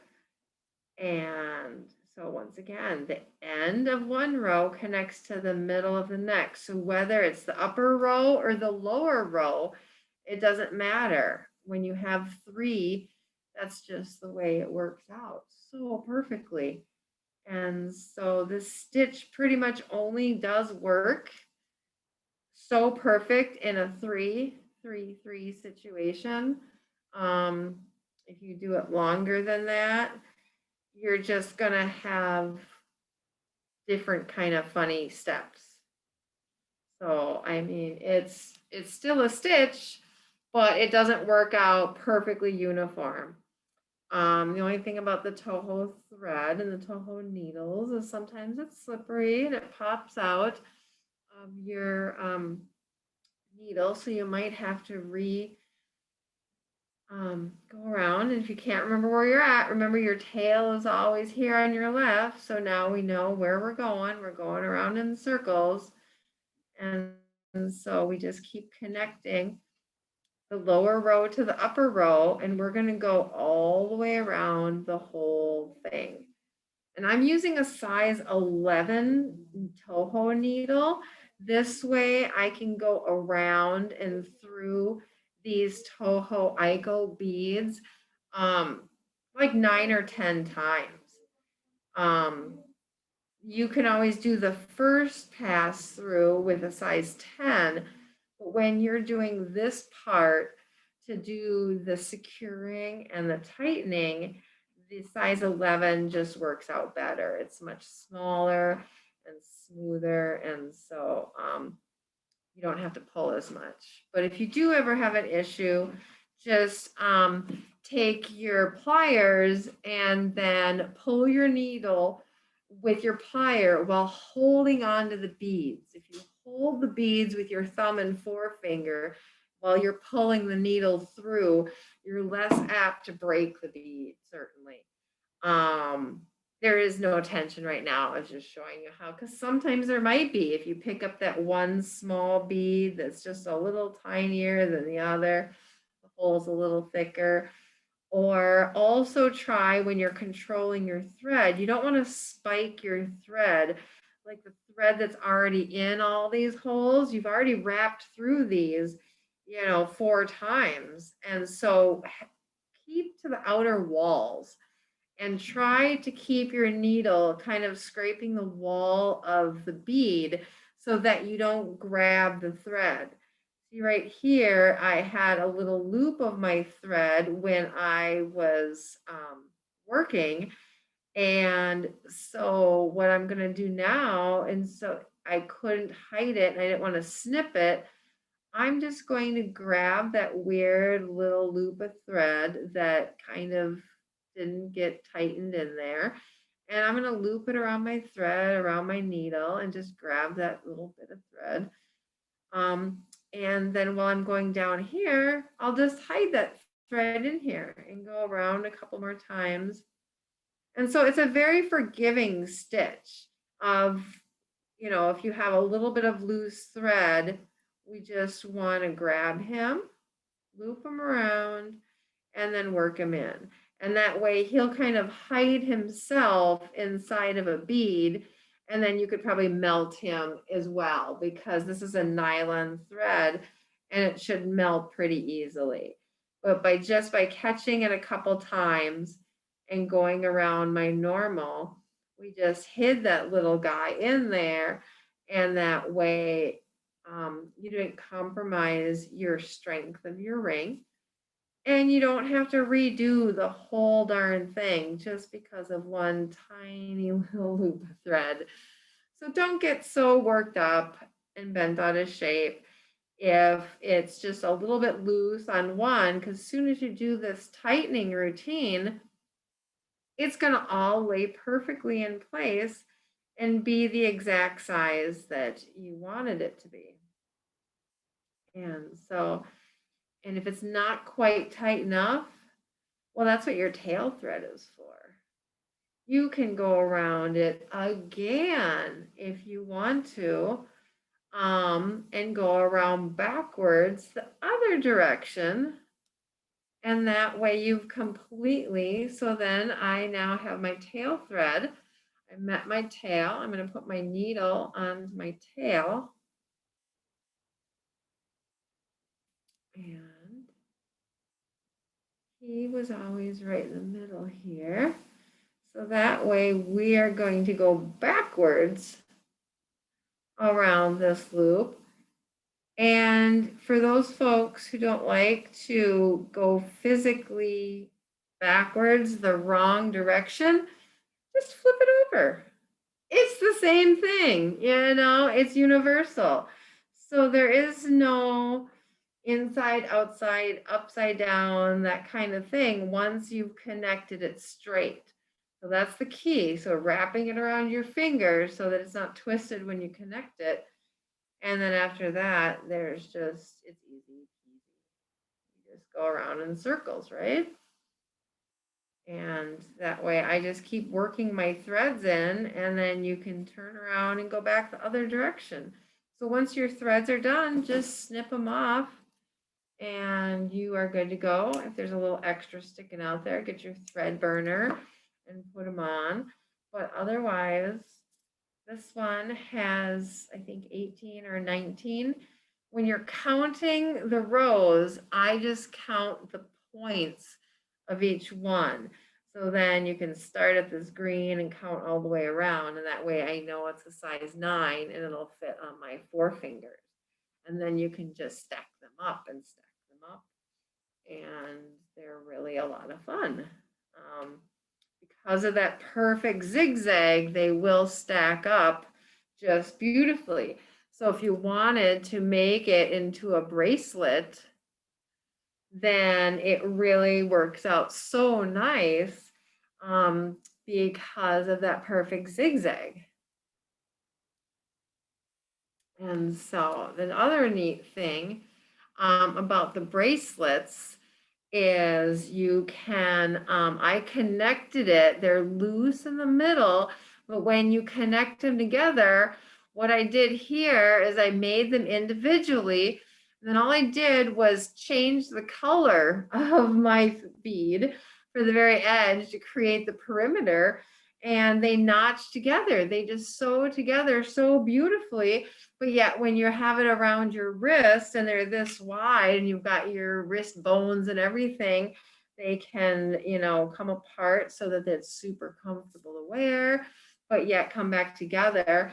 And I love these old little vintage buttons. And so the ring makes an absolute perfect button loop because you can twist it, you can bend it, you can do anything you want. Like I said, these are really unbreakable because of the circular stitch that you put the 4 beads in to begin with, and then the circular stitch that you're doing. So that way it's an absolute, you know, but it catches. It has all those little zigzags so that it doesn't loosen very easily. So it's the perfect different. The only thing about making bracelets is that you do have to reinforce before you put them together. It is one of those things that the length of your project will shrink once it's tightened. And so if you've loosened it, or once you've done it from the very beginning, you're gonna have to tighten it in order for it to be the perfect bracelet. So a ring size might be 17 loops, and it'll shrink maybe 1/8 of an inch once you've tightened it up. But a bracelet is 47 to 60 different rows. So that's going to shrink almost an inch. So it really does tighten up. And when you're using all these different colors of icos and different finishes of beads, sometimes the matte beads might be just a tiny bit bigger or smaller. Sometimes the metallic beads, they may only be in a variance of 0.01 of a millimeter. But when you add that up over 55 rows, then that could be just a tiny bit off. So you might have to tighten one up just a little bit more. You can't make less rows because your zigzag won't work, but you could tighten it up just a little bit more. Or the one thing about using a 1G nylon thread is it's stretchable. So it pretty much, so each one, when you're making a bracelet, you want to make each individual one, tighten each individual one, and then lay them next to each other and make sure they're all working correctly. Because if it's not, like I said, just take a little stretch. And then now that one is the same as that one. And so that's the part of using a nylon thread versus fireline. You really should not use fireline for these rings. Don't do it. You'll not be happy. You will break your beads before the ring breaks, because the fire line is so strong and so stiff. It's Kevlar. It slices right through the beads, and you're going at 90-degree angles. And if you pull too tight, that fire line will slice right through the bead, and it has nothing to do with the bead's fault. It's, you know, that you're using a Kevlar based product to slice against glass, you know, so that's really strong stuff. So, but like I said, what I did with this fun one, these are one of my new favorite color palettes here. But I changed the color of the row every 5 rows so that I could keep count how long they were. So that's the easy, cheap way of doing it, because counting all these bloody rows is really time consuming and tedious, and you lose track. So that's why if you make a little marker in your color pattern, then you'll have an easier way of keeping track. And so I also made these really fun little earrings. It is a ribbon. To me, it looks like just a little piece ribbon. They have the yellow awareness and the autism ribbons. And I looked on the whole thing, and I didn't see any that were white. I didn't see one ribbon on there. Well, in my mind, peace stands for, you know, the white stands for peace. So that's why I made white ones and put the little silver edge on it. And so to do that, you just make a normal strip. And what I did is I put one little silver bead on one corner. And so I will show you how to just put one bead in one corner, because I know everybody wants to know, where do I put the darn little thing? And so it's a pretty simple way to figure out how to make patterns. If you don't want to just change your row and you just want to make that one little bead. So to put it in the top left-hand corner, you want, oh, I need my white beads. I'm so sorry. I'm just unprepared here, right? And so if you want the point in the top left corner, the third bead should be whatever color your accent is. So I'm going to put 3 white beads and then, or 2 white beads, and my third bead is my accent. So 2 white, 1 silver, 1 white. So my third bead is that silver accent. I slide my beads all the way down. Once again, and you pass through all 4.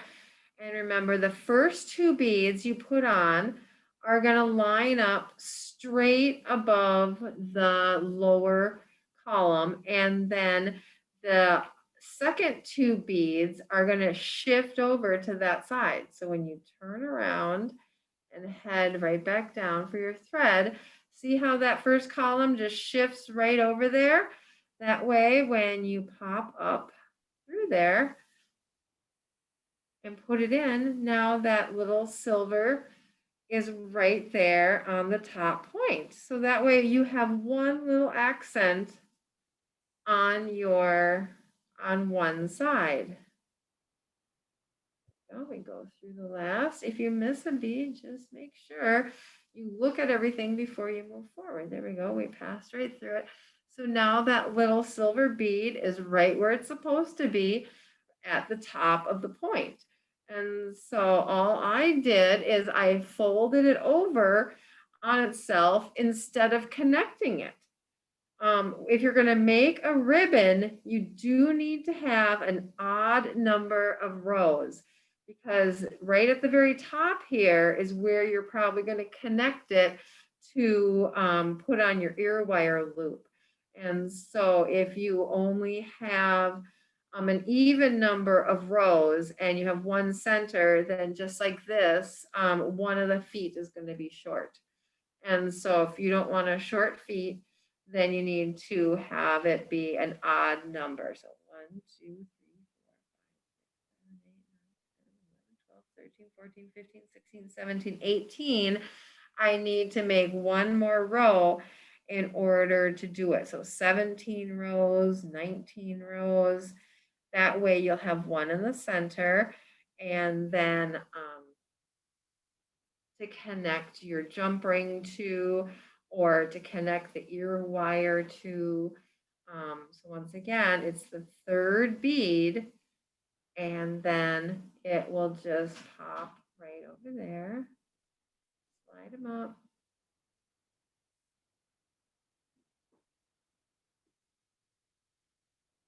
And then we make our third column in that row, which is just 2 little white beads.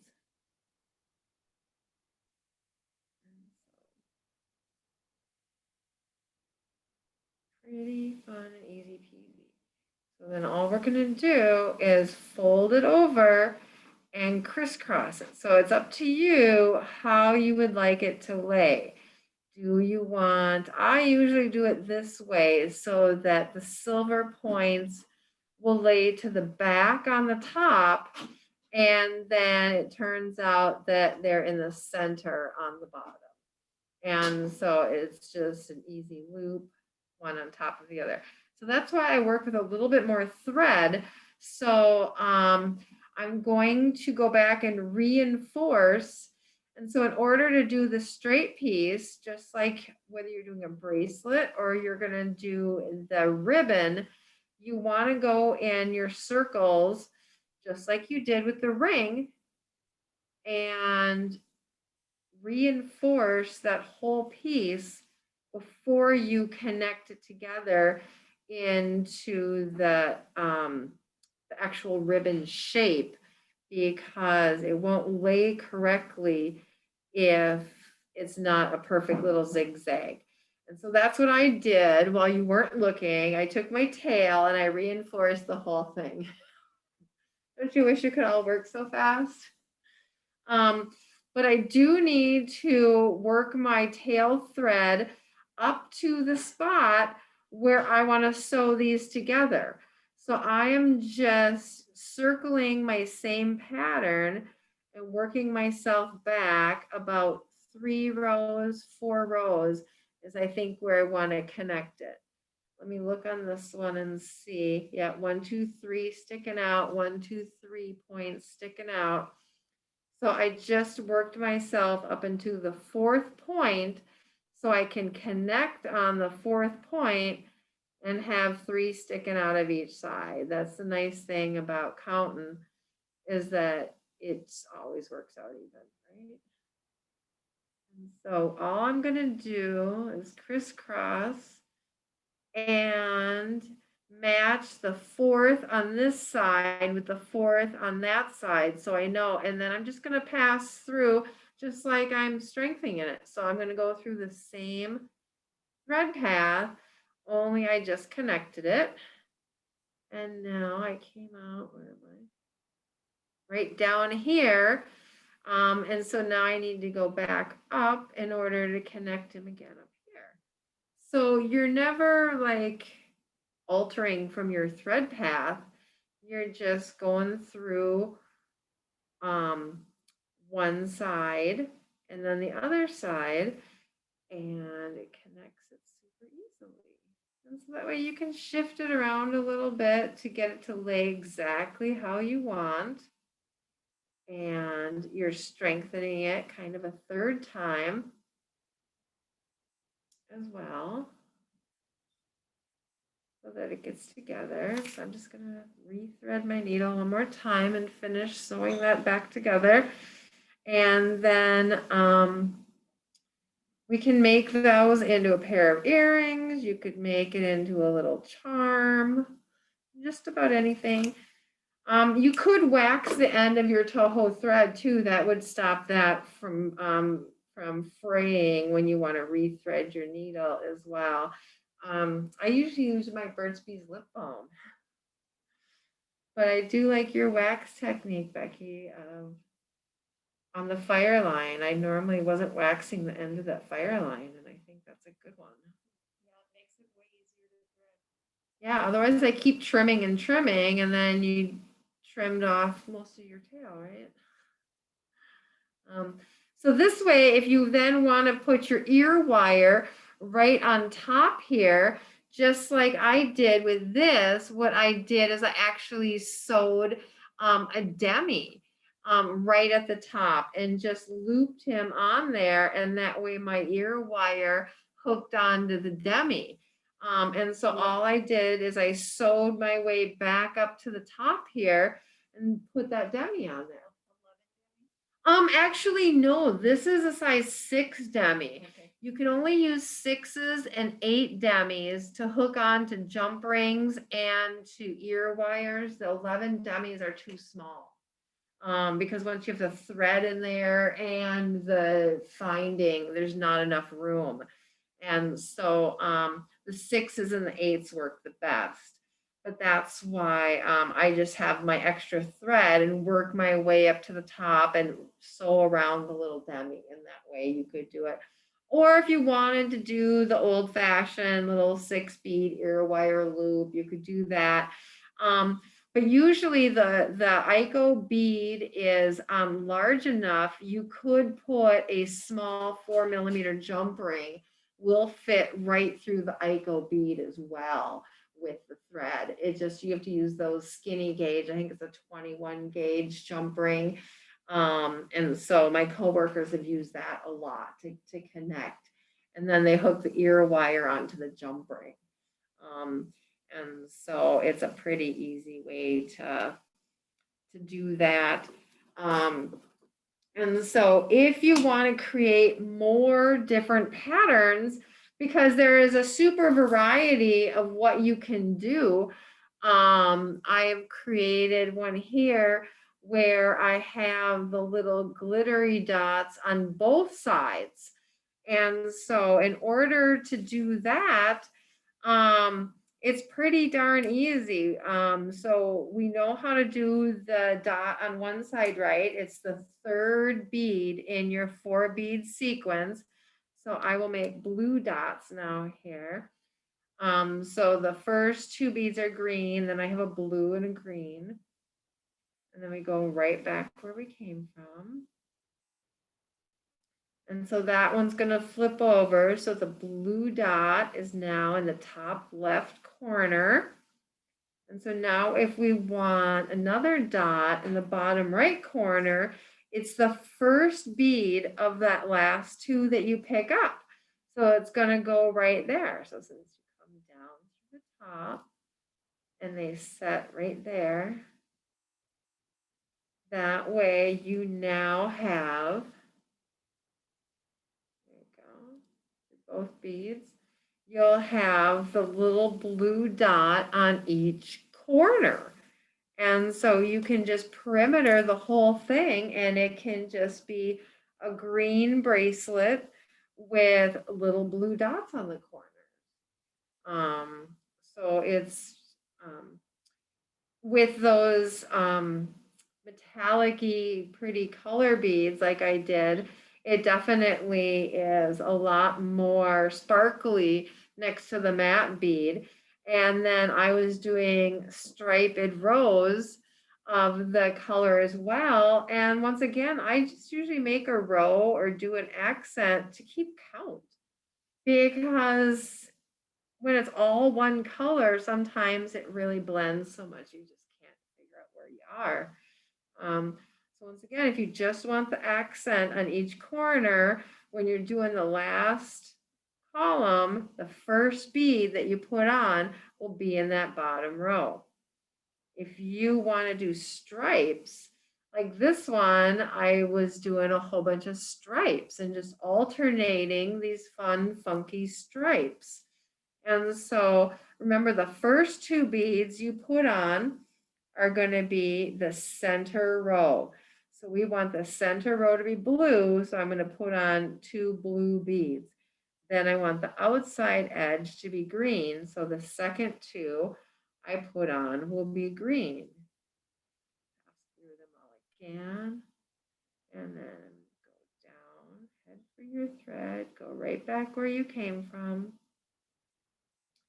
And then you're going to pass up, so that way the green row is on the outside left, the blue row is in the center, and then we will have 2 green beads on the edge. And so then we will have our green on each side. So if you continue this same type of pattern throughout your ring, we'll do it again so you can show you what it looks like when you continue. Remember, the center color is the 2 beads you pick up first. And so it's just a fun little, since you only have 3 things to think about, 3 columns, that's not a lot of counting, right? I can count that high even on a weekend. And so once we get it all stuck in place here, the middle row, that's so repetitive. You can just kind of go and go and go. And that way each outside edge is green and the middle stripe is blue. And then when you stack them up on each other, they would then pick up the other's color and blend right into the other one behind it. So that's how we did. And I made a really fun one when it lined 3 of them up. It made a peace symbol. My first try was a Mercedes symbol because I forgot the bottom part in the middle, but and so, but it's really fun to do all these neat little patterns. I just love it. And I don't know, is anybody else having fun making them? It is, like I said, a one-way stitch, and you can make them as well with the Toho Aiko hex beads. This first one I made is with the normal, just metallic 721. Then the second one I used the hexes. And it's the same color, but since it's a hex shaped bead, you have more facets and it's just a little bit more pointy and prickly. So you can see it left a few little points on my finger, just because they're hexes. And so that's the only thing. So if you're making a bracelet, they don't imprint your finger, but you can just do the same color. It does work out well. They're a tiny bit bigger. So it's hard to tell here, but if you can see the way it's hanging off of my finger, it's just a tiny little bit bigger, the hexes. But so that's like that 0.1 millimeter of a part. Once you add it up over 17 rows, you know, it might make a little difference, but then your fingers are different sizes all the way down. So that's why they kind of stack okay, you know, I don't think it's a problem. And like I said, it's a tiny bit stretchy. So that's why using the nylon thread and using a loose tension, you can create just a little bit of give in things. And that way it doesn't break when you swirl it around and slide it on and that kind of thing. Just remember to, if possible, take it off before you put your lotion on. Soap and water doesn't bother too much, but depending on what beads you're using, it might change or affect the color of your beads. And what soap you're using might affect the finish of your bead, because those detergents and perfumes and things would certainly maybe eat away at some of the metallic finishes or something. But all the transparents and opaques and things like that, like I said, I've made them for my friend who works at the hair salon. And she's had one of the rings on for a year and a half. And that's doing hair day after day after day, all the products. She hasn't been taking them off, and it still hasn't broken or fallen apart or changed. So it just is kind of a small little testament to, you know, the plausibilities of what you can do. Um, and so I also like this fun one. I connected two little rings together, and instead of stacking them in their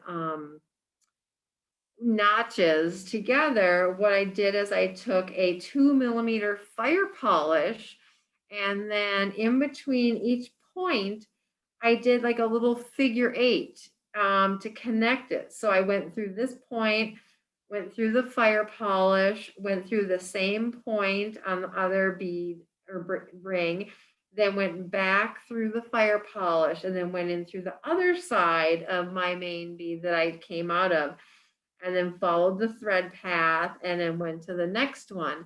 So that way connected them together, and you see a little bit of space in between them. And it's just a fun little accent. I think it'd be especially pretty on a bracelet. And so when you're doing any kind of embellishment on the ring, I would recommend don't do the, what do you call it? The strengthening first and then the embellishing. Do the strengthening while you're embellishing. And that way you won't have any problems with being able to get through your beads enough times. I might have popped a bead, I'm not sure, and then I went through it and put another one in. It's hard to say, but I did learn that, yeah, you don't have to strengthen first. You can do it while you do it, and it's much faster. That way you can get one done pretty quickly. And so that works out pretty good. But I do recommend, like I said, the 1G thread and then the size 11 needles is my 100% recommendation for that. And if you want to make a bracelet, I do recommend that you bead straight off of your bobbins, because one ring only takes a yard of thread, but the bracelet length will probably take you a lot more, at least doubled, maybe more, depending on the size of the wrist you want to make it. And so it's, but generally you can get all the way down on just 2 arms of thread for one bracelet. And then you're reinforcing, you're going to need to add more thread. And so to add more thread, if you had to do it during your project, is pretty simple, I found. But why I bead off of my bobbins is so that I don't trash my thread. If you have more than 1 arm's length, which is like 3.5 feet, then you're pulling so much thread and so much thread that your tension is getting all messed up, for one, because you don't have thread control. And 2, you're just scraping that thread across the edge of those sharp beads, you know? So why do it? It just doesn't make any sense. You want your project to last. So taking care of your thread while you work is very important.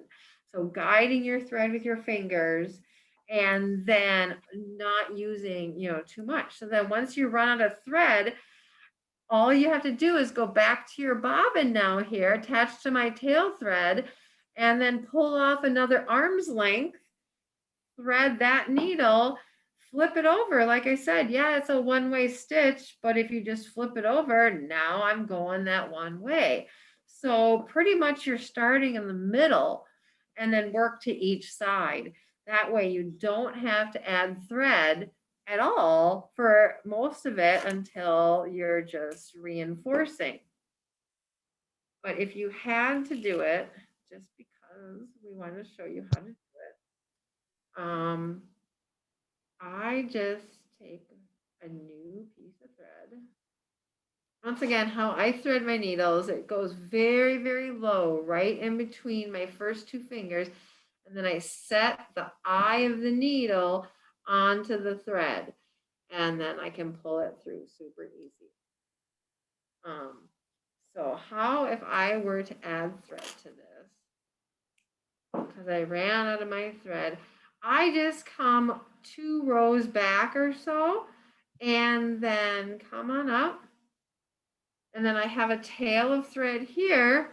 And so now all I'm doing is bobbing and weaving through the same thread path like you would do to reinforce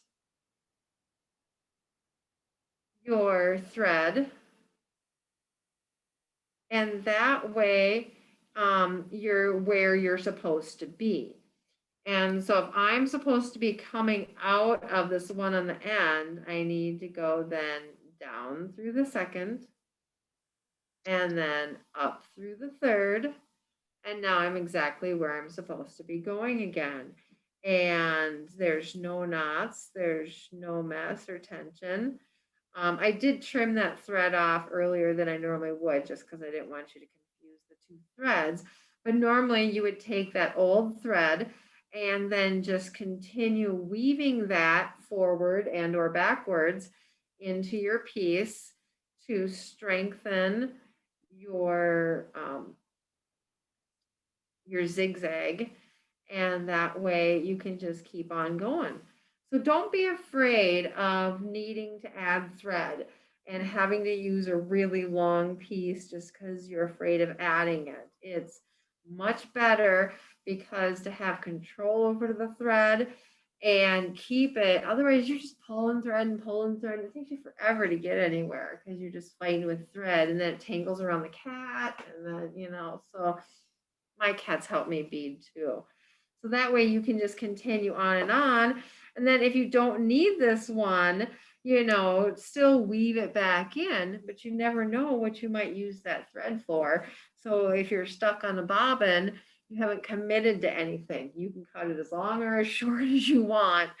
And you can use off the bigger bobbin if you want. And then it's a weight for my project, and then it holds it there too. So I always know which is the left tail side because it's got the weight of the bobbin holding it in place, and I don't get such flailing things, you know. So beading off your bobbin is, I guess, one of my great favorite things to do. I don't know. Does anybody have any other questions? The only other recommendation I really have for this is that thread color matters. Toho has 22 different colors of thread, a black and a white and 20 colors. And because of this zigzag stitch, I'm not sure if you can see the corners of these beads. I'm using the blue thread on this because I have a blue bead and a green bead, and they all have rainbows on them. So I thought that picking up the blue would be a really nice accent. So when you're going to see the edge of this, it definitely matters. These are opaque beads, so you wouldn't see it through, but you see the entire edge. This one of the two different greens, I use the green thread for that one. The teal thread, the funny thing about this fun bracelet is, so this one I use the light teal thread on. This one I use the dark teal thread on, and I just use the really long tails to sew the things together. So when I was weaving through with the light colored teal thread, I wove through and tightened this one. And then with the other tail thread, I wove through and tightened this one. So that way I didn't cross my colors, because a dark teal thread would totally show up on that one. And so that way I got to use the tails without compromising the colors. When you're working with like a sparkle and the pink, this one I use the pale pink thread to see, I was matching that light pink bead. And so you could have probably gone a couple different directions. You could have maybe used a mauve thread on this one too. That was definitely an optionable. This one here, I'm doing silver, and I'm doing a matte silver and a shiny silver. So I'm using the very light gray, the lightest gray there is. There's two different gray threads by Toho, and one is very silver and the other is more of a blue gray. So this is the silvery gray one I used here. When you have all these different colors, it's hard to know what to use. But what would accent everything is orange to me, just like my hair, it goes with everything. So I use the orange thread for this beautiful one here. So with the red, I totally use the red thread. And then like this one is a transparent bead. Both of these are transparent. And so if I used anything that was a cool tone, gray, black, white, even anything would show up through these little pale orange beads. So I use the orange thread certainly to accent. And that way you can also make it a brighter, more intense, transparent color by putting the correct color of thread through it. And this red orange one, I did use the orange thread for that too. You probably could have used either the orange thread or the red, highlight or low light. So that would be an option, obviously.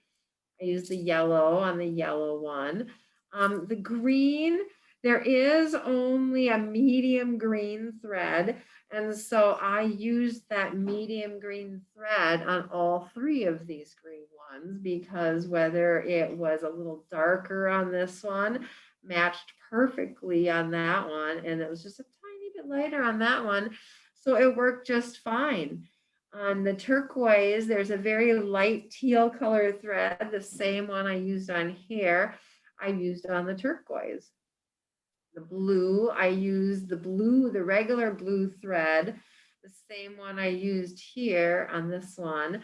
But for this is a transparent blue, so I used the navy thread on that one to try to give the color a little bit more depth and dimension, and then go deeper because the shadow is always less noticeable. This one is a funny color bead because it's actually a white bead, which is marbled in purple paint. So it kind of looks lavender. And so I use the lavender thread on it. And so then this funny one, because it's yellow and green, see, I use the green thread. So it accents it funny in the lighter and blends it in, but it makes it look intentional. That's kind of the point of when you're doing something is think about the intention of what you want to do it so it doesn't look like an afterthought of, oh, I should have done that,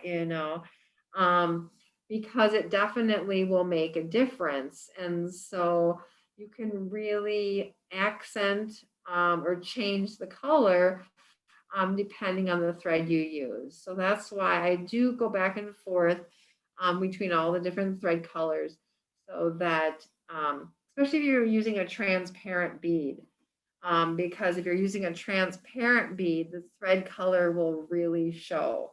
And I did an experiment when I was making all these little different diamonds of the desert beads. And these are color line beads. And some people don't always think about a color line because only the inside has the paint color. The outside is still clear or a transparent pale pink or something. And so light goes through those beads. And I did 5 different thread colors with this just pattern. And all the gray thread just deadened everything. The white thread, you could see the paths and then it stuck out and then it made the green look funny. And so then I used green thread and then that made the pink look really, really funny.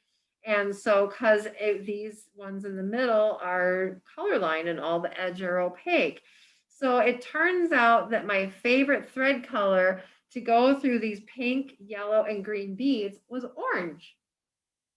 The orange thread accented the green when it stuck out on the edge, but it gave a real beautifulness to the pink. It gave more richness and tone.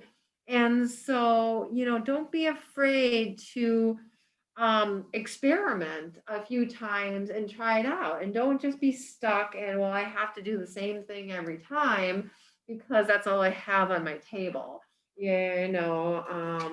Having a whole variety of threads is a definite um, a benefit to any beading table because you're not limited by what you can do. And so just having a whole variety, it really makes a big difference. And until I did this crazy project so that I could teach it to people, I didn't realize how extreme the effect was. And so I just, taught myself a lesson too in all this experimenting. And so it really does make a difference. Your component Rochelle, may not. Rochelle, can I interrupt for a minute here? Yeah, we're pretty much. How can I? Okay, you've got some comments on Facebook, and I want you to hear them. Oh, cool. Yeah. So Marcia Wiestheins loves the demis as connectors. And Jen Carlson says, great design. Thanks, Rochelle. And Nancy Miller is on. She is also a past UMBF president. And she says hi and loves the design. Let's see what else. Okay, Kathy Ronnie, and I think I'm pronouncing her name correctly. She says, I love the bracelet with the buttons. Could you explain how the individual bead strips were joined at the ends? Also, am I right in thinking the individual bead strips started and finished with a darker gray color? And at this point, rather than have you go into all that detail, because I'm not really sure we've got that much time left, can I ask you, have you written a pattern for that bracelet? And if not, can you? Well, I've written the pattern for the ring and we've sent it to all the Bead Society members, but it is also on the Bobby Bead website it's a free pattern with purchase. And I could certainly make a an addendum for how to turn it into a bracelet. Absolutely, because it's really fun. This was the second bracelet that I made, and I was using a different type of beadable clasp where you connect them in.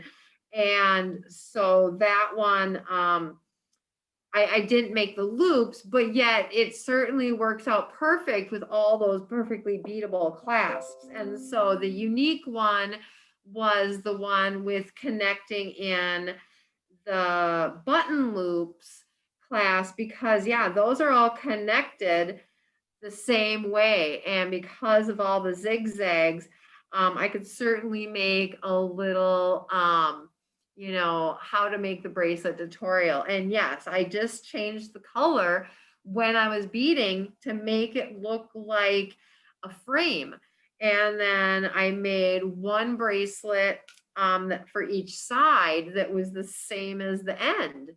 And that way, but they lay together so nicely when you connect them that if you're just wanting to sew them together, all you have to do is keep your tails on, don't cut off your tails, and that way use all the tails to connect. And don't reinforce the ends, because you're going to reinforce those when you do all the connecting. So I stopped my reinforcing maybe 3 rows down. And then when you zigzagged them all together, all you're really doing is the same thing you did before. You're connecting the outer row of the new strip to the edge row of the one above it so that they lock. So it's a pretty smooth transition. But that's a great idea. I would totally do that. Yeah, because there obviously is quite a bit of interest in being able to make it into a bracelet, and I think that's a great idea. Yeah. There's another comment here for you, Rochelle, from Ilkner Hanifi Dokmets.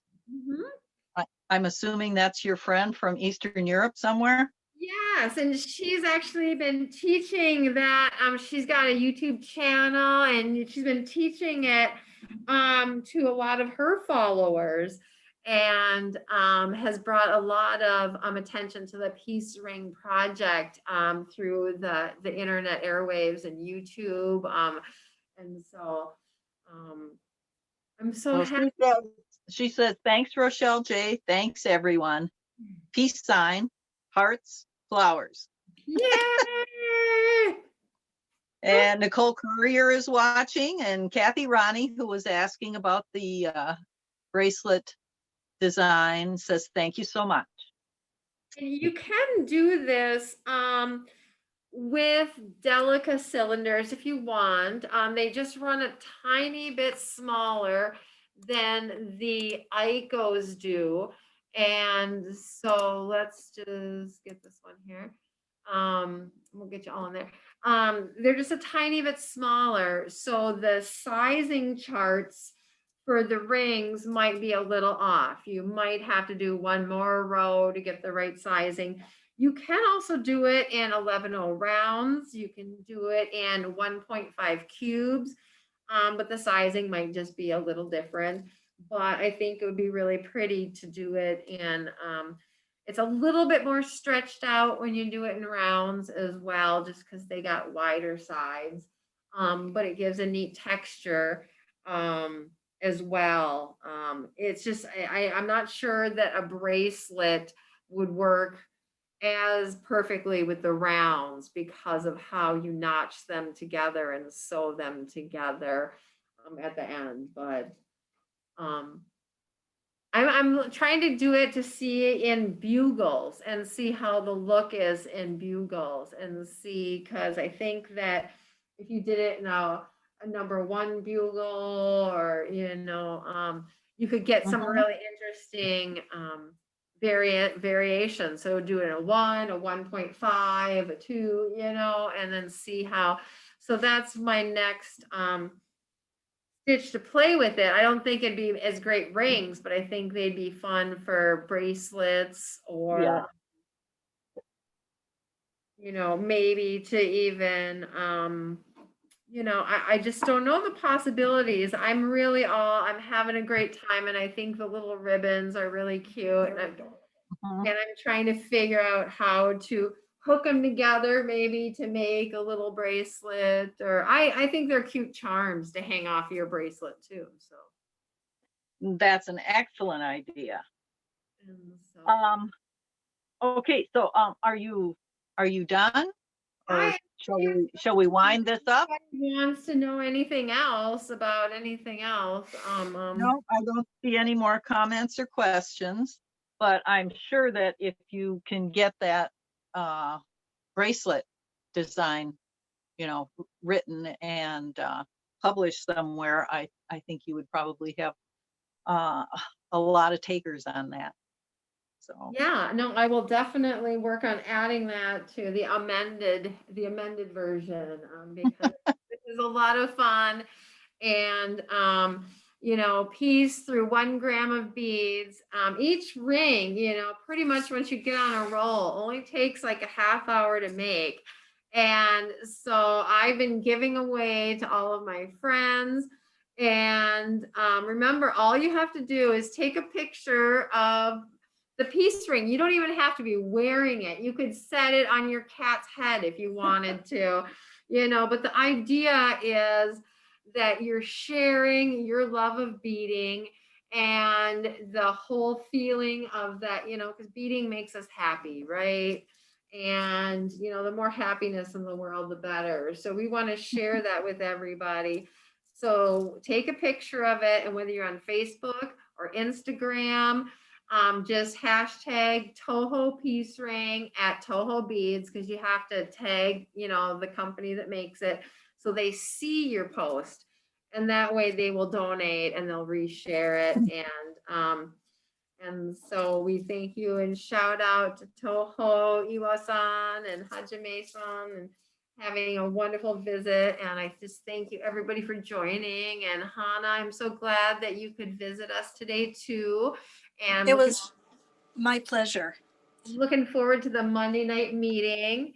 And then we had Tori and Becky. I thank you so much for joining. We've got all these great Bead Society members, and everybody has so many talents that's why we want more members to help share their talents with you. So if there's something you would like to learn on our Beading Basic Saturdays, please message us through the Upper Midwest Bead Society page or Bobby Bead page and let us know what you'd like to learn.